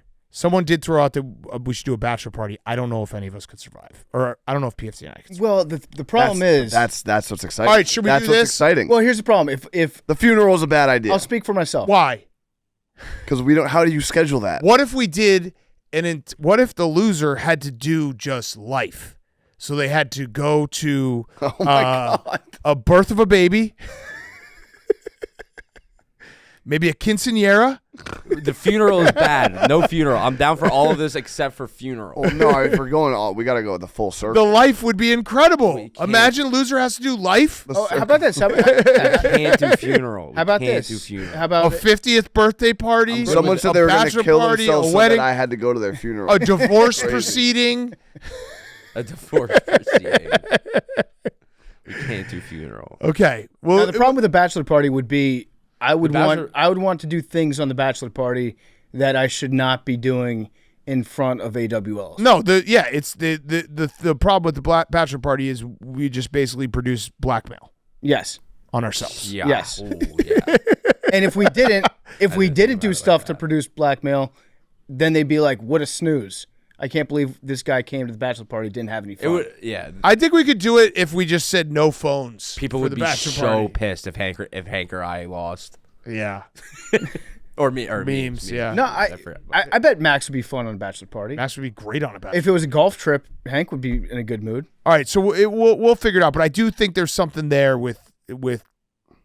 I had Four a lot weddings of, and I had a funerals. lot of Also, like, people it's hit like- me up and they were like, "Yeah, it'd be an honor to go to my funeral." Yep. Yeah, me too. I think in the sake of a bet, like you guys having to go to a bachelor party because you don't want to is the entire point. Yeah. I also had a lot of people hit me up, be like, "Thank God somebody thought that was a bad idea." I had a lot of people hit me up saying that was Yeah, a great I- idea. I Max heard is the a otherwise. pussy. He doesn't realize that death is part of life. All right, so we'll evolve it. But I think we're on to something. It's going to be something like that. Can we all agree? Whether it be a wedding and a bachelor party, maybe a birth of a baby, a quinceanera. Mm-hmm. Life would be awesome. What about? I know it's What if we hard. had to go to a birthday party of every age? I know it's hard Just a because never-ending punishment. it's right in Takes between. 99 days. A high school graduation, I know Yes, it's hard that'd be because it's so right funny. in between a semesters. Division I college graduation. Yes. for like 7,000. Wait, Division people. One college This is just graduation? so many. Well, no, or like things. a state school, Okay, got it. graduation. It would be funny if we could like move somebody into college. Like we're the dads. Like we show up on campus with a truck full of shit. that's what We help them load up their dorm room. That's what I'm saying. Yeah. Just do life. That's too many things. we could pare it down. Okay, Can't what do funeral. what about this? What if we probably have some high school AWLs, right? You think? Okay. So if you lose, you have to commit to somewhat adopting that kid for the rest of I their can't life. take another kid. I can't So wait, have another kid. So you have to go to their high school graduation. No, I can't You have have to another help kid. them move into college. You have to go to their wedding when they get married. I can't have another. You have to be there after they have their first child, I can't have another kid. and then there for their funeral. God forbid. That would be fine. Because then you would develop a relationship No. and it would Yeah. actually be. I'm out on that. All right.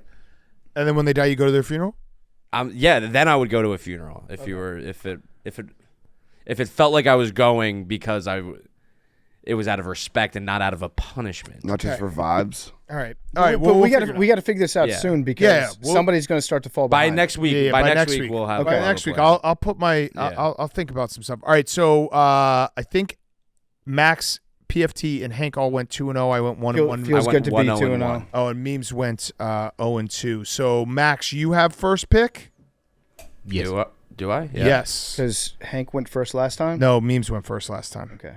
I am going to take the Seattle Seahawks -3.5 against the New England Patriots. Oh, nice. Hank doesn't even care. Doesn't. I care. think that Doesn't was like care at all. Doesn't care. I think that line's too. I think the Patriots still fucking suck. Okay. Okay. All right. I am going to take my Indianapolis Colts -3. Okay. Okay. I'm going to take someone's Jacksonville Jaguars -3. Jaguars kid. What? You taking the Browns? Yep. Oh, do it. Do it. That's stinky. I like it. Yeah. Do it. The Jaguars are stinky. Why? Well, you didn't watch games on Sunday. I did. I was sitting next to you. It was on at the same time the Patriots were playing. Yeah. The Patriots, I couldn't even fucking watch the Small game. 'Cause TV. you gave us the fucking Small TV. Okay. 22 inches of screen. It was the R. Kelly TV. The Jaguars just blew that. Like they absolutely choked that game away. They have no business. There's no. I'm Being a not 3-point disagreeing with you whatsoever. But I don't think they're that bad. And Deshaun Watson has the tools. Has the As tools. we just went over. Yeah. Which one tool he has? Arm talent. Yep. Does he? Used we to. just went Used through it. to. Arm didn't look that good last week. It's somewhere It's in there. there. It's somewhere in there. It's somewhere in there. Is All it right. Snake? Yeah. So you have the Browns. I'm gonna go. I have the Browns +3 against the Jaguars. Excuse me. And then I am going to take the under in the New York Giants Washington Commanders game, under 43. Nice. It's not your pick. Snake. It is Oh, Snake. it's I'm up. memes. Yeah. Got it. Steelers -2.5, and then the under in the Giants Commanders. Nice memes. That was huge memes. Huge. All right, I'm going to take the over in the New York Giants Washington Commanders game, over 43. I love it. I love it. That's Hank. a good move. That's a spite move. Why do you like that over, Hank? Just two dynamic quarterbacks, explosive offenses. Don't lump me in with Danny Dimes. What do you mean they're high flying quarterbacks? High-flying quarterbacks. High-flying. High-flying quarterbacks. All right, I'll take the over in the Saints. I shouldn't have done that. Saints Cowboys 46.5. That was dumb. Okay. That's a fun over to take. Yeah, 43 Yep, I is thought so about many that points one. for that I thought game. about that one. High flying, Hank. It's an impossible amount of points. High flying. That was just that was a throwaway. I just threw Hank. away a pick. Think about it this way. Pick sixes. That helps. Yeah, that was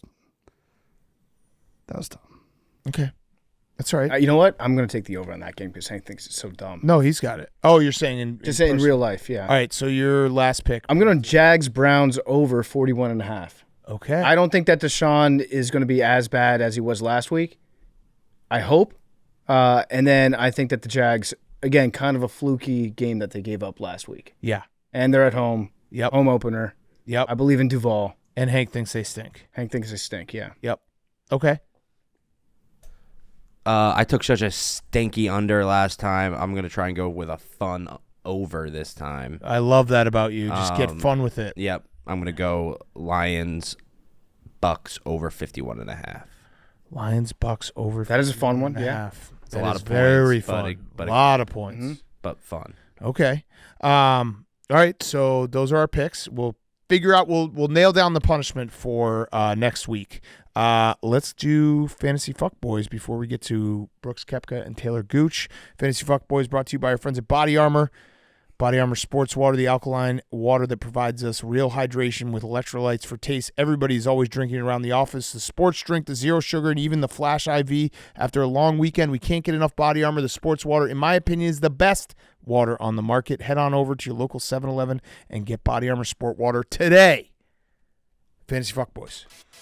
What's up, boys? What's up? What's up, you fuck? It's Von Trappio, Arrivederci. Hey, Von Trappio. My stardom this week, the Pac-12, Yeah. Yeah. all the way back, Who are the teams? merging with the Mountain West, Yeah. Boise State, bunch of other Mountain West teams. Yeah, all those Mountain Yeah. West teams. The, Get team- it. the Mountain teams West. you don't want to watch when you got a golf outing on Boom, Saturday. boom. The Pac-12 is all the way back. That's a fact, Jack. My sit-em, eating dogs. Eating dogs. Don't eat dogs, people. Don't eat Pet it. them. Max, Pet 'em. you hear that? Yeah, Fat Max. fuck. Max. I know you want to fucking eat some dogs. Max would eat a dog. God in a knows you don't want to second. pet them. Get that, love dogs. get that glizzy going. You can't even fucking say it. You Make can't that even dog a fucking say meatball, and Max would eat it all day. Crunch that. dogs. I got a good friend that likes eating gats. His name's Stephen Che. it. My sleeper. He does. He loves eating pussy. My sleeper. Oh, you were racist. You were racist. Wow. I didn't say it. Wow, he was Yeah. making up pussy. Very, You idiot. very racist. Hank. Holy shit. My friend, my uncle Junior loves. He might be part Haitian. Oh, Hey. My sleeper is Josh Allen's pistachio farm. Oh. Did you guys see this? You guys read about this? No, I didn't see it. I didn't read about it. I saw it on the big screen on the television during the game. He's got a pistachio farm. I don't even know what the fuck that means. I love He's it. got a- I remember hearing about that. He was doing an interview on Part of My Take, and he talked about that pistachio. I want to go. Thanks for listening to Pardon My Take. Great podcast. Okay. Is that it? Yeah. All right. All right. Hey, what's up, guys? My name's Shannon Sharpe. Shannon Sharpe. I'm starting.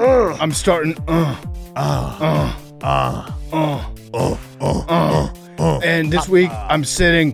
Hey, papi. Oh, papi. Papi Moneno. And my sleeper's John Bon Jovi. Great guy. Yeah. Saved somebody from jumping off a bridge. Saved them. What's up, guys? My name's DiCaprio Boodle. Hey, Boodle. My stardom is the Los Angeles Chargers because they just signed me off the practice squad to our practice squad. Let's go, Boodle. That's actually my name, DiCaprio Boodle. My Sidham is the Poodle rocking everywhere. My Sidham is the Texans defense. They don't know what they're gonna get. Caleb Williams gonna throw for over 100 yards. Over 100. Over 100. He's joined the Stamp it. the 3-digit club. I'm putting my personal guarantee on 100 yards plus. There we go. And my sleeper, He's gonna be like Wilt Chamberlain after the game, holding that sign up. yeah, 100. My sleeper is Antonio Brown's Twitter account because it's being run by a random white dude from UCF. No shit. Yeah, it was most obvious call. Yeah, it was obvious, but it's funny seeing the guy's picture. Cracker of the day. Yeah. Oh, He that used guy. a lot of slurs. That guy liked to say the N-word. Yeah. And the F word. Yeah, so that came out. Yeah. So, and then the account that tweeted out clarified after like an hour, I just talked to Antonio Brown. It is actually him doing it. That's just his manager that helps run the social media. Got it. So He curates. So it might. So it's alleged. It's all alleged. But it's all alleged. I'm gonna go on a limb and say that it is the guy from UCF that does it. it's very funny because we all thought it, and then It was obvious. it was very obvious, but it was also like, there's no way some white dude's running this, because someday we're going to find out that it was a white dude running this, and then we might have found out that it was a white dude running it today. Yeah. This makes me look at CTESPN as not a trusted news source anymore. Does he keep tweeting? Yeah. has been. He has. Yeah. Oh, okay. So he's got a power I think that's the right move. Because if Yeah. you stop, then you're guilty. We need to. If you don't, then you can just always be like, yeah, it was Antonio Brown all along. I was going to say we need to run it through one of those like AI language analyzers, but I don't think that would probably just break the AI machine trying to analyze Antonio Brown's thoughts. Yeah, I'd agree. Yeah. I'd agree. All right, let's get to Brooks Koepka and Talor Gooch. Yep. Before we get into Brooks and Taylor, it's brought to you by our good friends over at Chevy. There's a reason why we've never done the Mount Rushmore of pickup trucks. That's because there's only one, and that's Chevy. That's the Silverado. The Silverado is a beautiful machine. It's a big part of my take story. The Silverado got us across the country for the Super Bowl. Silverado drives us around at Grit Week. The Silverado sponsors the Lowman Trophy. Hunter Lepke, Lowman Trophy winner, and Chevy sponsors it all. It's been a big part of my take throughout the years. It's the best truck in the biz. This thing has so many screens. It's got the biggest screen. It's got so many cameras for when you're trying to back into a spot, pull out of a spot. It makes it super easy to drive. It is a truck with outstanding grit. It's a truck that's determined. It's a truck that's stylish as well and super, super comfortable on the inside. We love Chevy trucks. You will too. Go to a Chevy dealership, sit behind the wheel of a Chevy, see how you like it. They've got the new Silverado HD Trail Boss. It's got a bold blacked out look to it. That thing is awesome. You will love it too. Go to Chevy.com, build your own Silverado or Silverado HD, and check out all the current offers on Silverado. Discover a world of strength and capability all behind the wheel of our favorite truck. That would be the Chevy Silverado.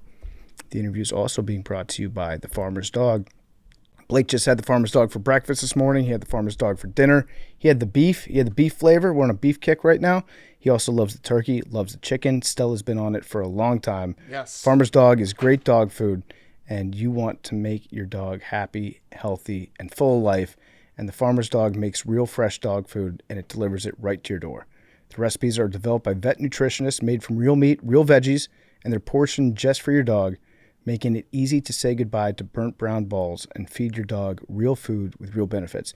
When I say that they're portioned just for your dog, they make it very easy. I get a shipment of Farmer's Dog, I put it in the freezer, and I take it out, and I cut it open, and I just squeeze that plastic tube out. That food that's in there, that's Blake's meal. So they know exactly how much your dog is going to eat, and they ship it to your door on a regular schedule so you don't have to worry about running out of food ever. If you feed your dog high-quality food, it's good for their health. Your dog can maintain their ideal weight. It's one of the biggest predictors of a full, healthy life. The Farmer's Dog has a new commercial telling the story of a dog's unconditional love for its human. It reminds us that no matter what happens in our day, we can always feel good about doing our best for our canine companions. Check it out on their Instagram, @thefarmersdog, and get 50% off your first box of fresh, healthy food at thefarmersdog.com/PMT. Plus, you get free shipping. Just go to thefarmersdog.com/PMT, get 50% off. That's thefarmersdog.com/PMT. And now, here's Brooks Koepka and Talor Gooch. Okay, we now welcome on longtime recurring guest, nominee for Blake of the Year. And then we also have a new guest, Talor Gooch, in the studio. Live guys, welcome. I was going to ask the first question was going to be about Blake of the Year, but I think that probably is going too hard, too fast. Talor, my first question for you was your last name. It's pretty memorable. Yeah, I mean, memorable. it's just kind of the elephant in the room. Like, I mean, I don't know why I have a first name. Yeah, you're just the Gooch man. Yeah, just the Gooch. It's Gooch. not a bad golf nickname because it means that you're always close to the hole. Hey, there's I don't think you can say anything that I haven't heard already on the golf course. yeah. Yeah. What point were you like, this, like, was it like 10, 11 years old? We were like, this kind of sucks. I feel like maybe like in a movie or something they said like Gooch when I was like 10. I'm like, hold on a second, what are they talking about? And then you quickly learn what they're talking about. Yeah, because that had to be a Stuff. big, like, life-changing moment where you live your first 10 years being like, oh, my life's totally normal, Gooch. And then the minute it clicks, like, well, this kind of changes everything. Yeah, correct. Yeah. Correct. But hey, like I said, it's memorable. Yeah, and also in your defense, like, I mean, you're a professional golfer, so it's like you're kind of beating everyone else because that's golf. Being a professional golfer, the one sport that it feels like all these dudes play late in their life, and being better than all of them, that's got to rock. It does until it doesn't, and then everybody beats you, and you're like, well, I suck now, which has happened a few times this year. I mean, it's a humbling game, but it is nice going back home with the boys and cracking a few cold ones and kind of beating them with one hand, basically. Yeah, that makes right. it fun. Do you still golf for fun? Soberly, no. Yeah. Okay. Smart answer. Yeah. Correct answer. Only Yeah, answer. it's practice. Yeah, because it is the one thing that I think most people, I'd say like 50 or 60% of at least adult males that have good jobs, they do your job as their vacation. Yeah. They plan their entire vacations around what your job is. So one of my good buddies is the catcher for the Phillies. His name is JT Realmuto. We Yep. grew up together, and we have a bunch of buddies back home that are still tight, and we still get together in the off seasons and stuff. And for years, the debate was who's got the better gig, the baseball player or the golfer. And I always used to say, dude, like, when was the last time you paid for a flight? When was the last time, like, you carried your bags? Like, when was the last time you went over and your game check wasn't there? But then his argument was always, dude, people work their whole lives to be able to retire and do what you do for a living. I'm like, yeah, that's kind of true. Yeah. Kinda true. JT Realmuto's in my fantasy league, or I'm in his fantasy league. Yeah. I got to talk some shit. You got to give me some dirt on him. Yeah. I got you. Okay. For later. We'll talk Got after. you. Yeah. Yeah. I mean, being a professional golfer, that is like feels like everyone's dream. I wonder, does podcaster go in there at all? No. Like watching football all day. Yeah, the watching football Brooks part. is kind of jealous of us. Yeah. He being able to texts sit in every there. now and then being like, I kind of wish I was just sitting in the gambling cave. Yeah, that's one spot I do wish I was on Saturdays and Sundays. Like, there are a few people that work for the company where their primary job is just to sit down on live streams and watch games. Yeah. And those people, that's a great That's gig. the best job. Dave's just got to hire me. Yeah. Simple. Yeah. Yeah. You guys don't have any Squash the beef? history. Yeah. No, Yeah. it's perfectly fine. All right, Everything good there? we got to talk about the big elephant in the room. Your Blake of the Year performance this year was abysmal. No showed. What are you? There's a lot of people out there like, does he want it? Is he invested in this? Now, in your defense, every single time we do Blake of the Year, you are somewhere abroad, Yes. which doesn't help. But a lot of questions and wondering if your heart's still in it. I set out when I woke up that day, I was ready. I was ready to answer the phone. And then there was, 15 tequila shots in between then. And then somehow forgot about my phone, don't even know where it was. Yeah. And, it was a pretty poor performance. I might argue on your behalf though, because one could make the argument that that's the most Blake move of all time to get so drunk during Blake of the I Year agree. That's the that way you I was forget about Blake of the Year. Correct. Exactly. This is our Barrett Robbins moment remember when the guy on the Raiders went to Tijuana right before the Super Bowl and just got drunk and pissed off? Yeah. That's what you did. In this case, That's what I did. Yeah. Maybe next year's my redemption year. it's like Bortles and Griffin, that kind of a try-hard move, True. being ready to answer their phone Yeah. and hop on the Zoom call immediately. True. And they're quick too. Yeah. Yeah. The one thing I think we had to wait like 3-4 days before I even remotely looked at my phone again Yeah. before I responded. The thing you have going against you is that your name's not actually Blake. So if I don't know if you could say that, like, if you're not a Blake and you're partaking in this type of extreme Blake behavior, like, is that Blake appropriation? Ooh, that's a good point. So Might I don't have know. to legally change it. You'll have a chance. Yeah, actually, if you did, you wouldn't even have to tell anybody. You just go to the courthouse and do that on your own, and then you just have a certified document that says that your name is officially Blake Koepka. We'll keep it in here. Yeah, we'll keep it in here. You have another kid named Blake. That's true. Yeah. Yeah. Are you getting excited for the President's Cup? I don't even. It's this weekend, right? Is it? Yeah. Is it this Wait, weekend? no, oh my I God. think might air this Oops. after. Oops. I think it's like 2 weeks from now. Yeah. I want to say like the 20th, sometime. Is that around when it then. is? Yeah. Okay. There's a 2 on it, somewhere in the 20s. Okay. Who decides you guys can't be in it? The tour. Oh. Yeah. So the tour runs the President's Cup. Yes. I think the PGA Tour actually does run the President's Cup. Now, I don't want to give you any tips, Gooch, but you need to make a big stink about it, being like, "This is bullshit," because I would have been in it. You'd be like, "They're holding me back." You're basically getting. You can Just put an asterisk. Yeah, you can argue that. Yeah. Yeah. You know, I don't like causing any chaos or anything, so I'll just let them do their thing.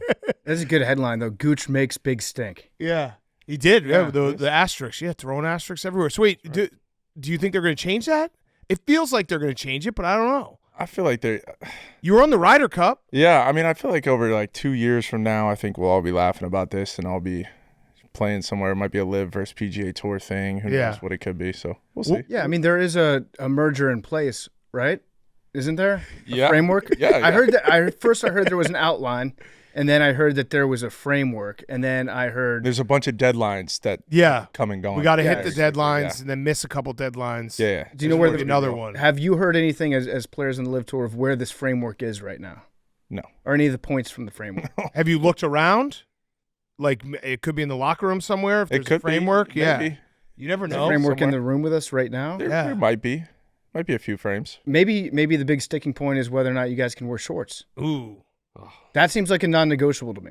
Do you guys like the shorts? It's so much nicer. But you do look ridiculous.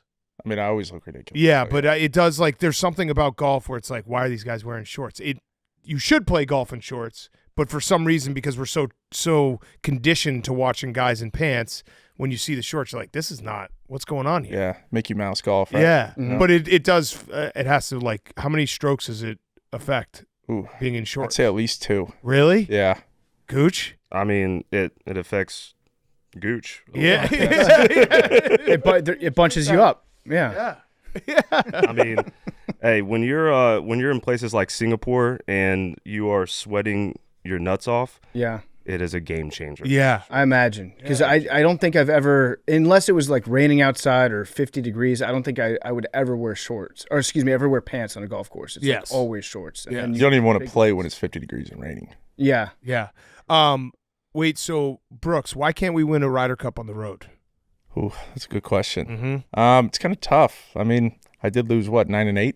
Or Wait, the I worst thought you loss? won the last. I did. I lost my one match with Scotty Scheffler, the best player in the world, Yeah. and we both no-showed.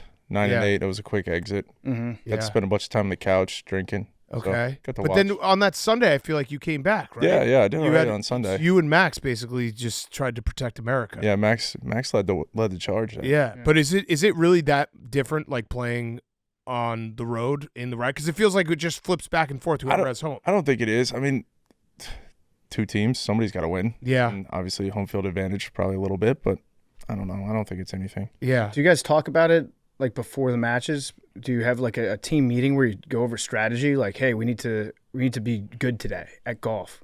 Yeah, we definitely have a few meetings. It just sometimes, you think you might be playing with one guy, and then all of a sudden it switches up. You never know what's going to happen. But there's no like pump up speech in the locker room. No, and there's no rah-rah speech. We're not, headbutting guys, doing stuff like that. That would be kind of should cool. start. Maybe That that's would what be- we that's gotta the start. change. You could start that in Get New York. Saban in there, yeah. Coach as the O for the coach. Ryder Cup. Yeah. Was there any point when the whole like was it the hat controversy? Was it a hat? Yes. Yeah. Yes, the no Was hat. there any point where you're like, I'm ready to fight? Like we're gonna go fist fight this thing out? I couldn't believe it. I didn't even know what was going on. I think I was back in the locker room just chilling, and then getting in the car, and all of a sudden everybody said that Rory was had a lot of pull me back energy. Yeah, he did. Yeah, what with it the was. hat. Yeah. He was upset. Yeah. That's such a golf thing too. How this fight start?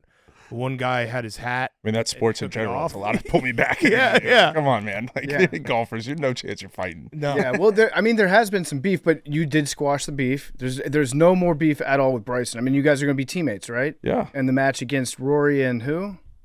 I don't know. I don't know if he's he might be in prison. Who knows? Rory and Scotty. Scotty. Rory and Scotty. Yeah. Hopefully he's not arrested on the way to the course. So Rory and Scotty versus you and Bryson. So it's safe to say that the beef is way over and gone with between you and Bryson. Yeah, we're done. Was there a moment where you guys shook hands and you said, okay, beef ended? Yeah, I think it was. I think obviously the live conversation, that was kind of the big turning point. It's like, hey, we got to work together with this. But also for 5 years, it's like, all right, finally we'll just move on. Yeah. It ran its course. I didn't want to beat him up too bad. Yeah. I think we were the last two people who were still beefing on your behalf. Yeah. And then we had to put down the flag where everyone's like, no, Bryson's actually not. But the that Brandy bad guy. Shamblies, Yeah. that stuff, that's still going. Beef's still going with That's that. still going. I think he we're has going me to keep that one blocked. for a long time. I'm cool with Bryson right now, but I just want you to know there is like a hair trigger where if I even get nudged in the direction of re-beefing with Bryson, I'll do it. Right. I just think you should go back to the paperboy hat. Yes. Yeah, agreed. I think we need a little bit of that. Yeah, a little bit of flair. Yeah, we're trying to get Bryson on to officially squash the beef here because you've squashed it, but we need to squash it because we did a lot of evidence. We were on the front lines for you for a very long time. You were. Yeah, I will say that. We have some battle scars that we need to probably talk through. Be like, hey, we said some things, you said some things. Yeah, we need to get him on. Yeah, I don't think he ever said anything about us. I think he thought about us. Yeah, he definitely. I think everybody. It wasn't hard to get that hat. Yeah, he thought about us quite a bit. So you guys are in town this week. What's the goal? What are we gonna look at on Sunday? Trophies. Yeah, trophies. Yeah. Yeah. So how is team golf It's so weird to me. I still don't really understand. I know how team golf works, but did it take a little time to get over? Hey, this used to be a sport that we just only care about ourselves, and now we're trying to be actual teammates? I think it's one of those things where if you go out and you go do what you got to do, and then you're just looking at the leaderboard hoping Gooch plays well or G-Mac if he's playing, and then Kokrak, you just hope they're playing well, and then just add them up at the end of the day. I mean, it's like Belichick says, and Saban said, just do your job. Yeah. Mm-hmm. Do you guys, though, ever fall for the trap, when we go out, Hank, PFT, and I, and we are trying to do something as a three-man scramble, it's within maybe 2 shots, we just blame each other? Do you ever hey, we lost, but I won? I played better than you? I mean, if we start playing scramble golf, maybe. Yeah. Which would be fun.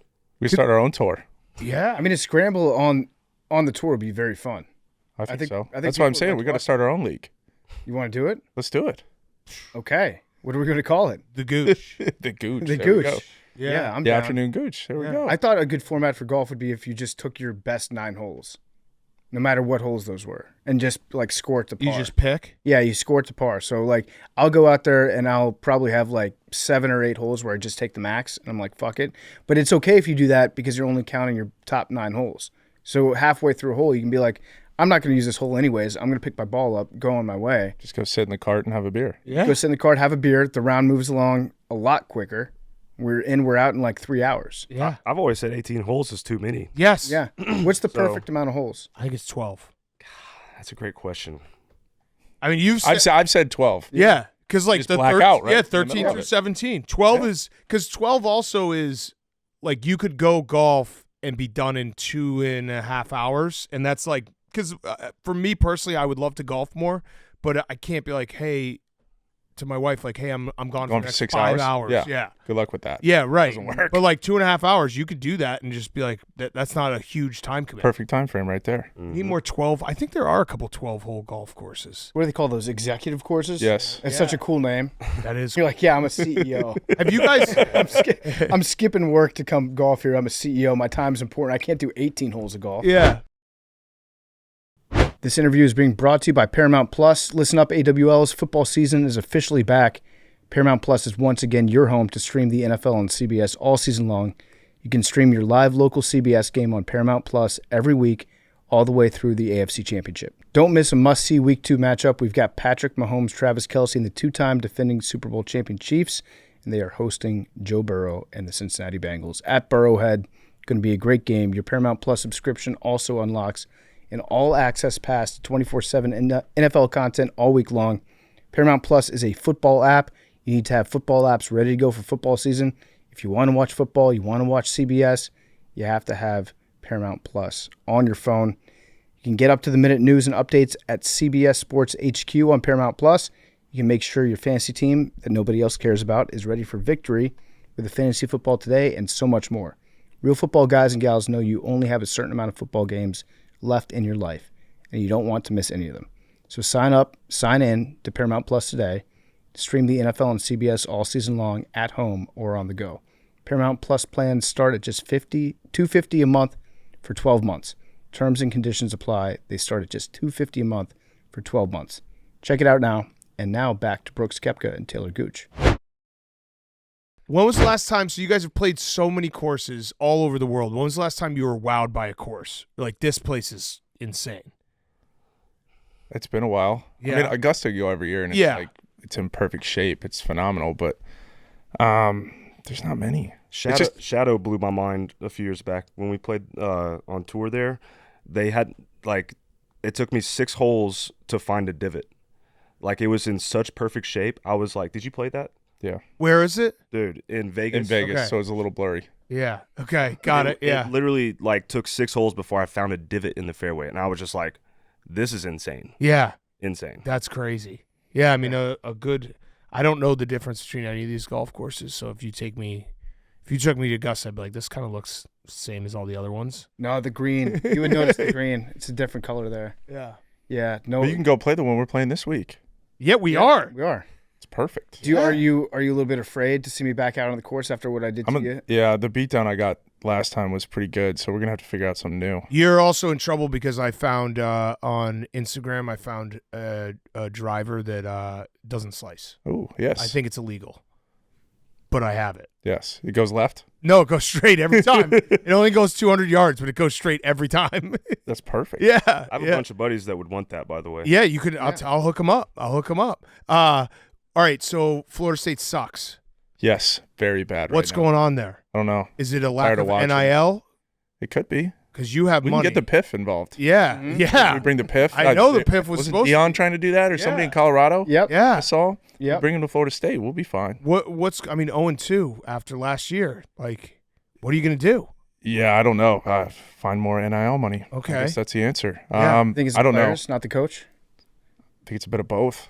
Yeah. DJU, Yeah. Norvell. I don't know. Great. It's not great right now. Yeah, and then The vibes aren't good. And Gooch, you're a big Oklahoma State guy.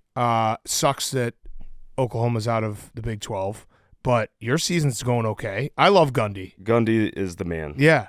The man. Did you see what he was saying earlier? Maybe it was yesterday. They asked him about, they had some transfer in, and they were like, so why'd you pick him? He's like, do you want me to tell you coach talk, or do you want me to be real? Yeah. And they were like, we want you to be real. He goes, he was affordable. Yeah, right.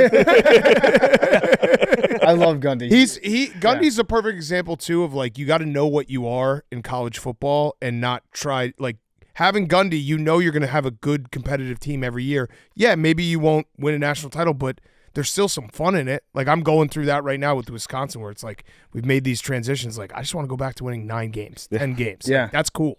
Yep. You know? 8 or 9 games at Oklahoma State is a fun season. Right. Fans go, they have a good time. You could win any game at home. And Gundy is he's just so fun to watch, like, during the games. I saw him just screaming at the refs in that game against Arkansas. And you can't tell me that the refs don't think about that in the back of their head. They're like, I really don't want to piss off Mike Gundy. Oh, 100%. They don't want to get hit with the mullet. No. Like, plain and simple. No, he's the best, man. He grew up where I'm from. I have a funny story about him. So I'm from this little town right outside of Oklahoma City. And so my freshman year at Oklahoma State, the golf team was great. It had, like, Peter Uline and Morgan Hoffman, Kevin Tway, like, all these All-Americans, and I'm just this little freshman showing up. And so I kept joking with all of them. I'm like, man, y'all are like small fish in a big pond. Like, where I'm from, I'm a big fish in the small pond. Everybody knows me back home. Like, I'm just messing with them, right? I kept saying, I'm like, man, I'm a hometown hero. Y'all know nothing about that. And Gundy brought a recruit on a visit to Carson Creek, the golf course, and we were there that day. And I hadn't seen him since I was like a kid.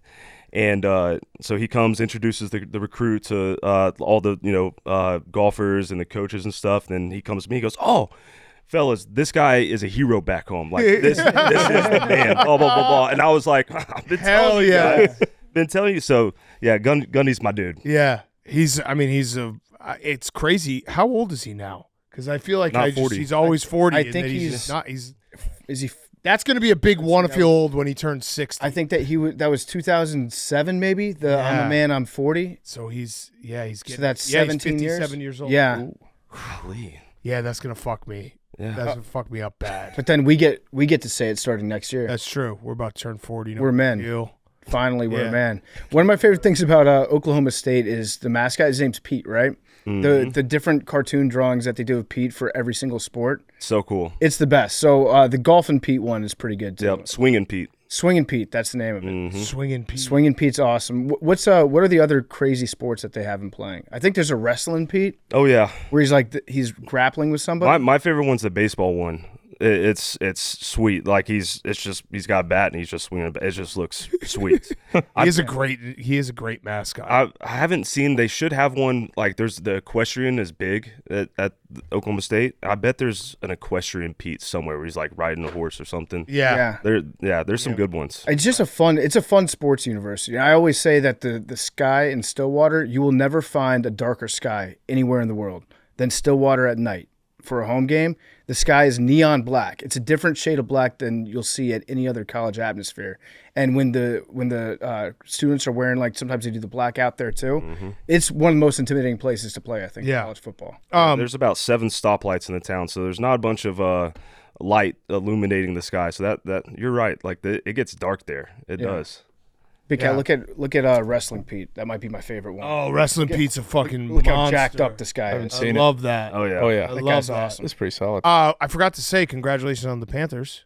Yeah, thank you. How long? Where were you when they won? Were you there? No, I promised I was in Nashville. I Oh, promised my wife that I would stay in Nashville. She went to school there and lived there for about 2 years, so I stayed there. I actually went to the Barstool bar. oh, nice. We had some fun. How long did it take for you after they won for you to blink? Probably about 3 hours. Yeah, that was an awesome run. It was phenomenal. I It was mean- so cool. The fact they almost blew it too was nerve wracking. Yeah, it was close. I was sweating it, Yeah, between the bets and watching it and not wanting to blow. Yeah. 3-0 lead was a bit nerve wracking, but we had a few drinks to ease the pain. yeah. Did you feel like it was like all the world against you at that point? Because I think everyone wanted to see Edmonton make that comeback. Yes, I think everybody did. Yeah. It was. I think there was all of about everybody in South Florida, or at least that goes to the games that are fans. It was fun to see. Yeah. Gooch, who do you root for in NFL? Cowboys? Man, I don't really have I love the NFL. I don't really have a team thomo. That must be nice. It's You kind just of get nice. to watch it stress No heartbreak. Yeah, and I can just talk shit about everybody's team. Yeah. They suck. Yeah. Yeah. Most people from Oklahoma are either Cowboys or Chiefs fans, just Yeah. because it's closest to. That's a big difference in like the Yes. last 10 years Yes. of which Can't be one a you- Cowboys fan. Yeah. Man, not me. Wait, but you're a Packers fan. Yeah. I mean, You're a loser. How are you You're actually Born a fan, but loser. You're a loser. I loved Brett Favre growing Yeah. up. Do you love him still? Could do without the photos, but yeah. Photos, maybe some funding. Yeah. Yeah, there's- Just staying out of trouble. Were you saying he could come back and play while Jordan Love is hurt? Yeah, it's going to be interesting to see what happens the next Yeah. few weeks. Do you want Malik? You don't want Malik. No, I don't. Yeah, no, you don't I'm want not a Malik. huge fan, no. I mean, the fact that they're not going to be able to play anybody but Malik Willis this weekend. I want to say for the record, I launched the biggest regular season bet of my life on the Colts -3 for next week. Oh, did you? Yeah, because I just don't think. Have you seen Malik Willis play football? Yes. Really good guy. Great guy. Really good guy. Cares about the homeless. Yeah, we're in trouble, I Yeah. think. Yeah. Yeah. Are you a Oklahoma City Thunder fan? No. Or Gooch. Gooch. is. Yeah. Sorry. The the sunglasses. glasses, yeah. Gotcha. Yeah. It happens. Yeah. Yeah. You're a big Thunder fan? That's my only professional team allegiance, Thunder. So you got to be excited, right? Oh, bro, I just got my season tickets. Like I'm pumped. Yeah. I scheduled out like all the games I'm actually gonna be home for. Like I'm locked in. It is a crazy crowd. We talk about it all the time. It's like the closest a professional sports team has to a college crowd. Yeah. Everyone wears a shirt. Mm. Everyone, when they put those free shirts out, everyone wears a shirt. Oh It's yeah. unbelievable. Yeah. No doubt. Very, very fun. All right, so wait, how many more weeks is there in the live season? And how does it end? So this week is the last individual championship that we're Okay. going to have. So 13 events. Gooch won it last year. Oh, congrats.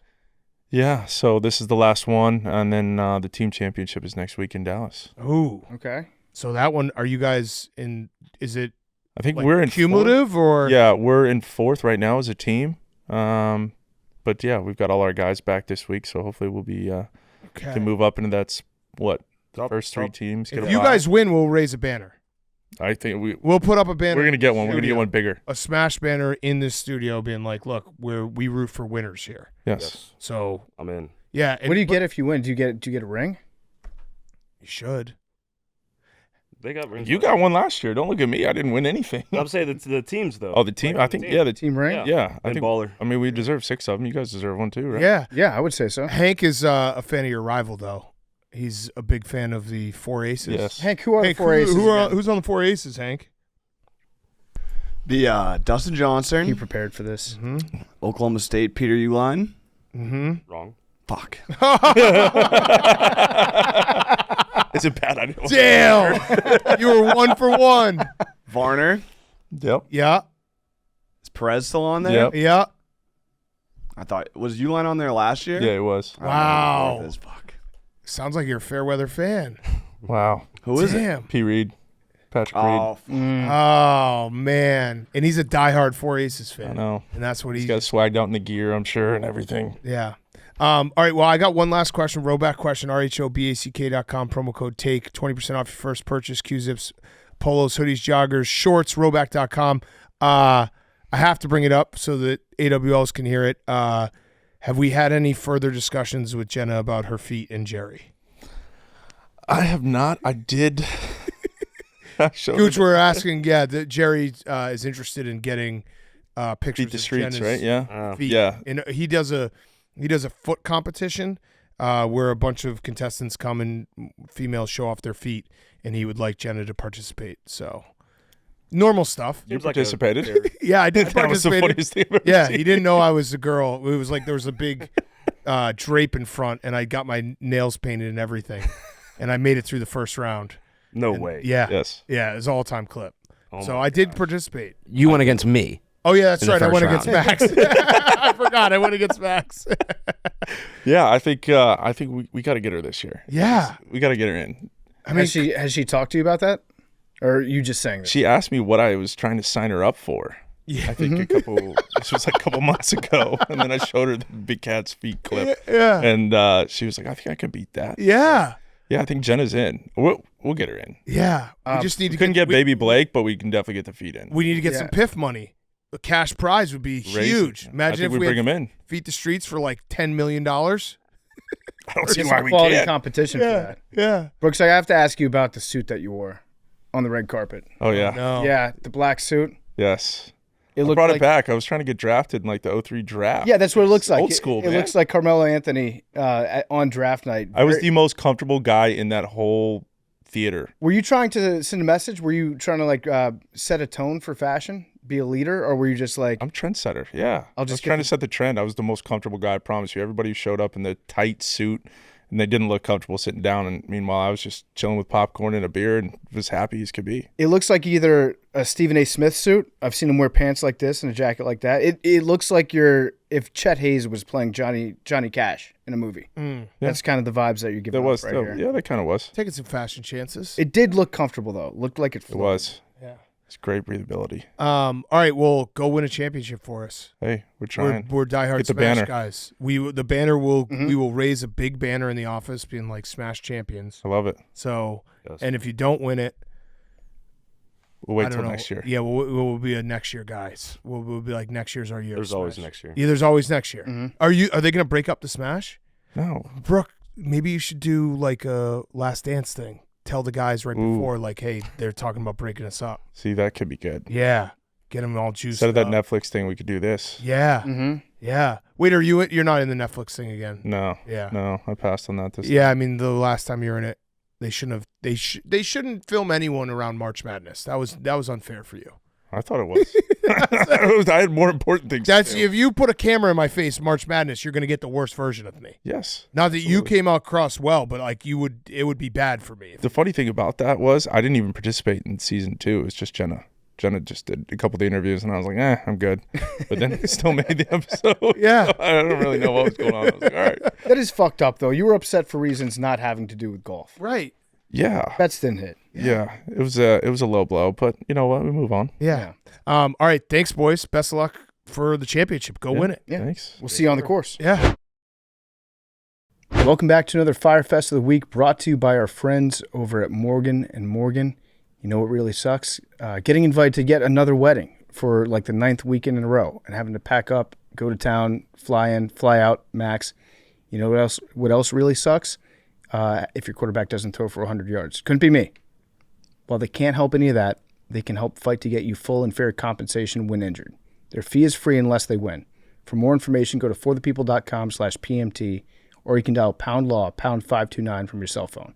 For more information, go to forthepeople.com/PMT, or dial #law #529 from your cell phone.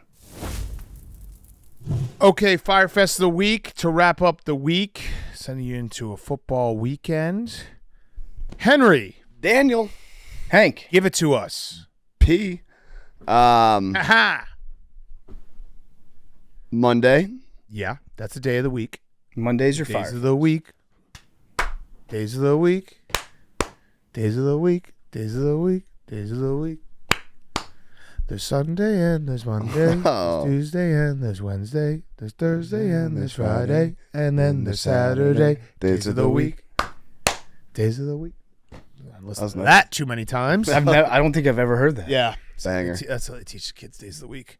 My house, it's just Monday, Tuesday, Wednesday, Thursday, Friday, Saturday. Donuts. Donut day. Donuts. When is donut day? Speaking of donuts, I went to the grocery store Monday, eating healthy, trying to, get some groceries, get my week started off right on the right note. I was in an aisle. I saw milk, whatever, grabbed it, didn't think about it. One of those half gallons. Got home Monday night before I went to bed, had a bowl of Raisin Bran. I like to eat cereal at night, not a cereal in the morning guy. Cereal late night snack. Okay. Okay. Making them at night. What?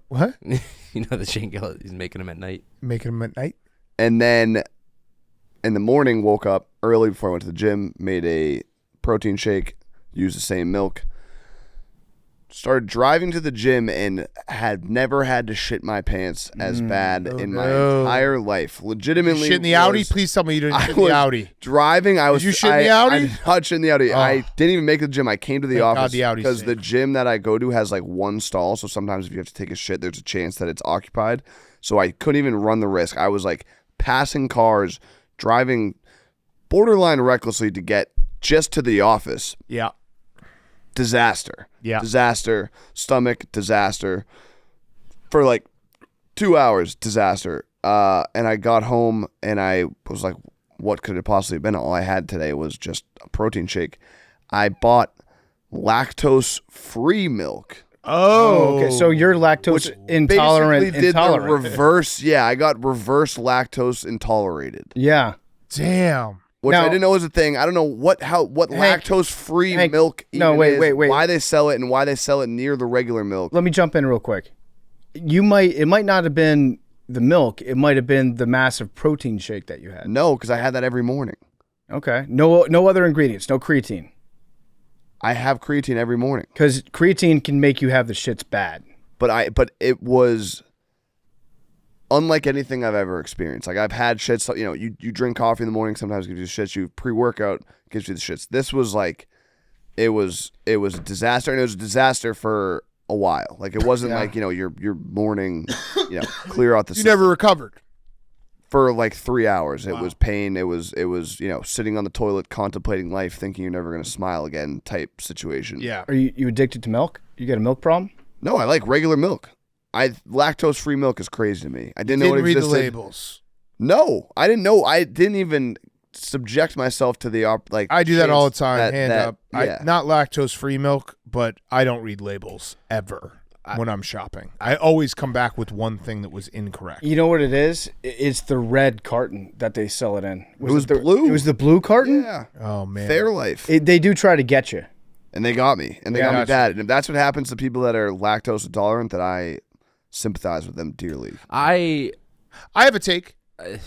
Wait, what did Max going to say? I think that I used to drink lactose-free milk all the time growing up. I had someone in my family who was lactose, and we would only have that milk. Good. I have a take. Yeah.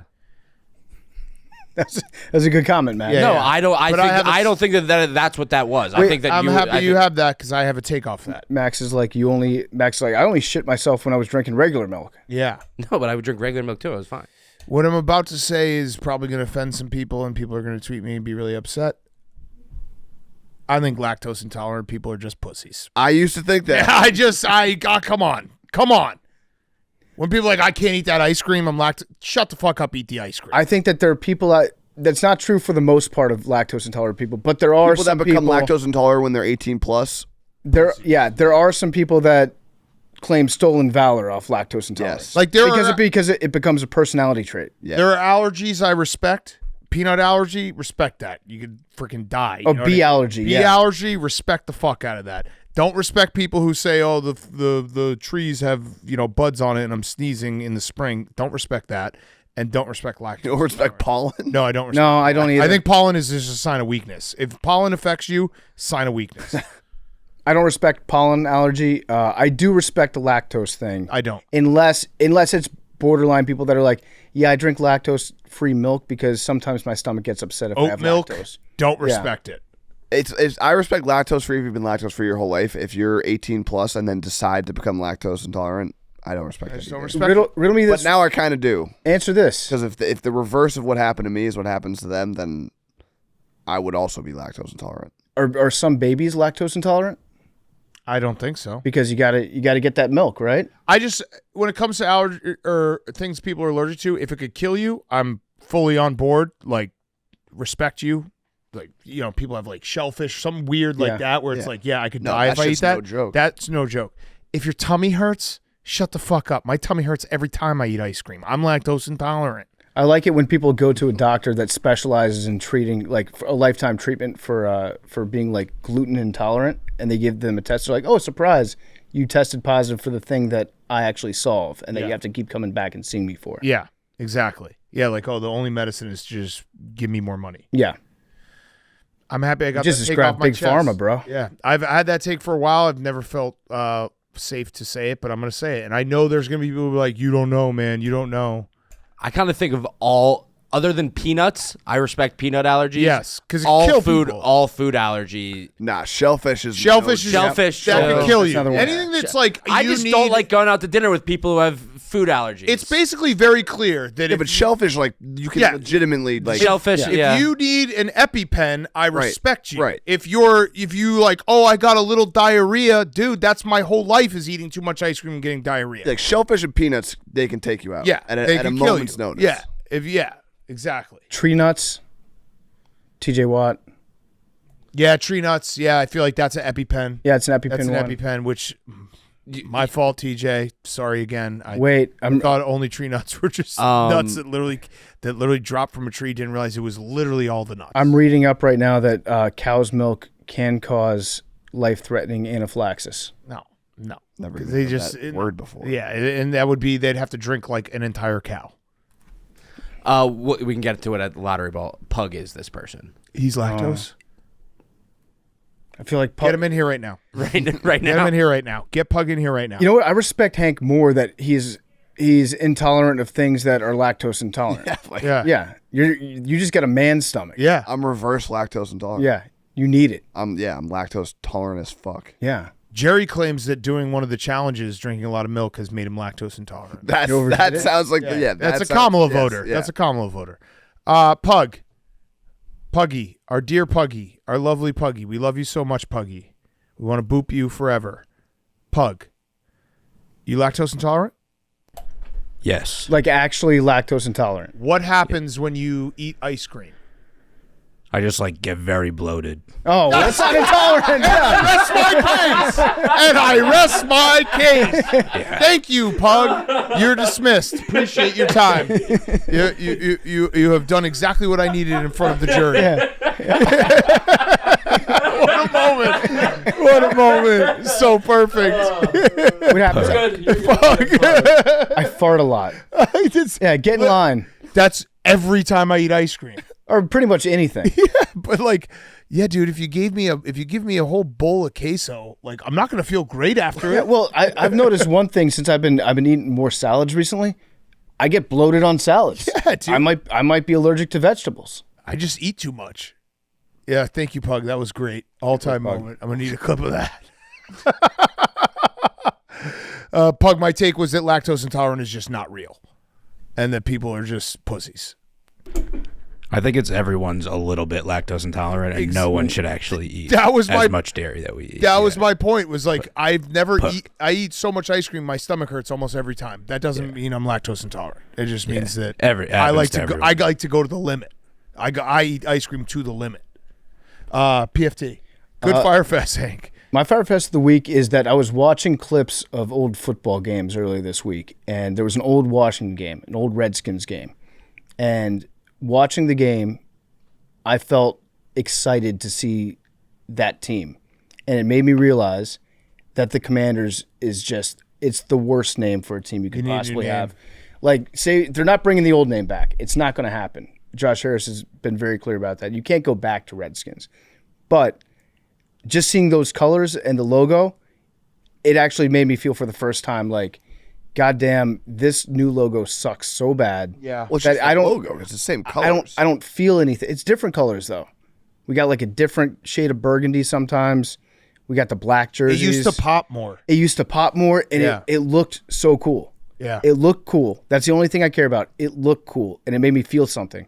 And now I'm just depressed that we have this shitty name, and they have to change the name. You need a mascot. They have to change it. Hank and I were talking about the mascot. Be the Red Hogs. Because that's okay. Let's just say hypothetical. I hope they change the name. But if they keep the name, we need a cool logo that's not just the letter W. Yeah. That's on the side. Every time you wear that hat, I think it's a Wisconsin hat. It's a bad logo, and I don't like the name. If they don't change the name, Hank was saying that they should actually have a cartoon president on there. And we were saying it'd be funny if they took every president's name, put it in a hat, and then picked one out, and then the cartoon of that one president was going to be our logo. Man, it'd rock if you got Garfield. It would rock if we got... If you got Van Buren, it'd be tough. If we got William Howard Taft. There's a big fat guy on there. Yeah. FDR would be funny too. Yep. Teddy Roosevelt. Obama. Teddy Roosevelt would rock. Teddy Roosevelt would rock because Trump. everybody loves Teddy Roosevelt. He saved football. Mm-hmm. He absolutely plays as a cartoon character. Yeah. Be a great... And Hank will appreciate this. He actually got shot during a speech, Hank. Yeah. So you can get behind him. Mm-hmm. Allegedly.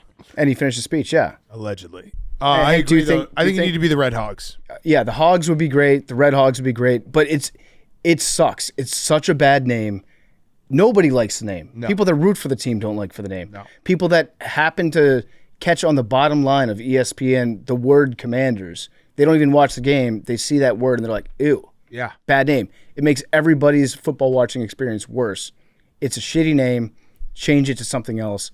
And also give me a fun logo to look at. Yeah. Because the W sucks. I agree with you. All right. My Firefest, I got two. The first one's quick. I feel like I'm headed into an all-time bad football weekend because the Badgers are 16-point underdogs to Bama. I'm going to that game, and then the Bears play Sunday Night Football against the Texans. Let's just say beware of hackers. I think I'm going to be in a world of hurt late Sunday night. So all the people who just love just soaking in my misery, I had a lot of Packers fans be like, we it just didn't hit the same on Monday. Having to listen to you be happy about 1-0. It's one thing You're gonna get it. It's one thing if your team's bad and you watch them and it's buried in an early game slate and nobody really pays that close attention to it. It's another thing if your team sucks and everybody watches. And I'm doing the bookends. Yeah. The Badgers play at 11 a.m. on Saturday, and then the Bears play the last game of football on Sunday. So I'm basically bookending what could be a disaster for me. You're going to get a lot of, potentially, if you lose, not ready for prime time. Yes. And then my other one is we had Brooks and Talor Gooch on the show in studio because the Live Tour is here. If you're looking to go watch some Live Golf, Bolingbrook, that's where they're playing. We went out and played with Brooks today. Yep. Video should be out by, 7 p.m. tonight, Max? No. Oh. You're not going to press the button? All right, well, just tell Max to press the button and the video will come out. But anyway, we had fun. TBD. Video will be out. TBD. Got back, hour and a half back, a lot of traffic, rush hour. Got back. Jerry, my caddy, who I drove with, as we were leaving the course, Ryan Poles was playing in the Pro-Am as well, so I went to go say hello to him, and I said, Jerry, here's the valet ticket. Here are my clubs. I'll meet you at the car in 10 minutes. Just make sure my clubs get in the car. Got all the way back to the office. Hank had gotten a call from the Live Tour that my clubs are in Bolingbrook.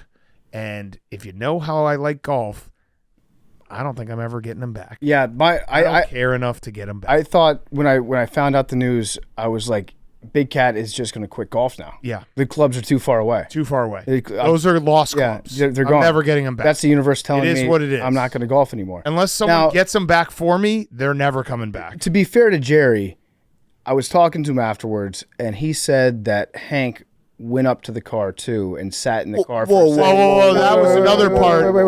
No, that's whoa. Wait, Hank, let me finish. He said that you went to the car and that you sat in Big Cat's car and then you left and then you got in your own car and drove home. So that makes you equally responsible to Jersey Jerry for not picking up the clubs. What Jerry didn't mention is the reason why Hank had to go to my car is because Jerry couldn't figure out how to put my car in park. Yeah, but you're not There's seeing... a button that you just press for park, and Jerry had been sitting in the parking lot with his foot on the brake for like 10 minutes waiting for Hank to save him. Yeah, you're missing the forest for the trees, though. Hank, at one point, was next to the car that was supposed to have the clubs in it that Jersey Jerry should have loaded into the truck, and then Hank left that car, so he's equally to blame as Jersey Jerry. Yeah, so they're gone. Oh, well. That's it for me in golf. That was my golf career. Clubs left 45 minutes away. Death. Maybe we'll play that course in the spring or something. Maybe they'll just hold my clubs. You just treat it like you're like a country club. Maybe we just do like a giveaway. Yeah, I mean, they're just there. Just like a scavenger hunt and leave them around the course. I told Jerry that it's his responsibility to get him back. I don't have high hopes for him to get him back. I don't really care. But I want him. I'd prefer to have them back, but yeah, in terms of losing things, golf clubs, whatever. That's almost like a canceling plans rush that you could get. Yeah. Like, I'm not golfing anymore. My clubs are 45 minutes away. I don't have clubs. So you could just put them outside for the Live Tour event with a sign that said free to a good home. Yeah. We'll figure it out. And when I say we'll figure it out, we won't. Someone else will. Mm-hmm. And if they don't, then it's figured out. Okay, Max, finish us off. You got one? Yeah, it can be quick. It's basically a continuation of last week's Fyre Fest when I said that I was snoring. Oh, no. I just got told maybe, in a serious note, probably 5,000 times that, like, my DMs forever will just be remedies on how to stop snoring. And at the end of the day, they're all just like doctors telling me that I'm fat. Yeah, I actually had a doctor, Dr. Dan, hit me up and say, "You're fat." He's fat. Yeah, so that was basically the whole thing. And then I'm saying publicly now that I am going on a diet at the start of football season to get ahead of football season. Listen, me and PFT have been dieting. Yep. Yeah. So let's go. No, I know. I've been lifting. But today when we get meals together, we have to get healthy meals. I think what we need to do... never going to happen. But we need to do it. But we're all kind of in the same boat. Here's what we got to do. Whoa.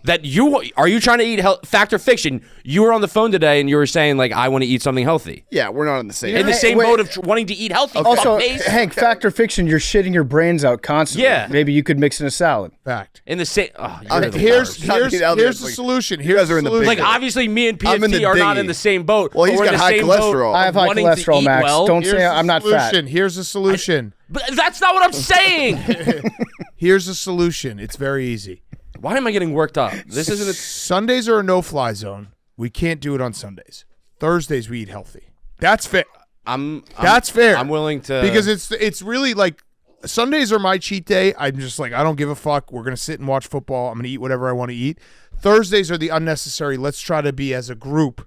Try to eat a little healthier. Maybe we have Donnie start cooking us meals on Thursday. I'm down with that. I'll pay for it. I don't care. I think we just order from a place that has salads as an option.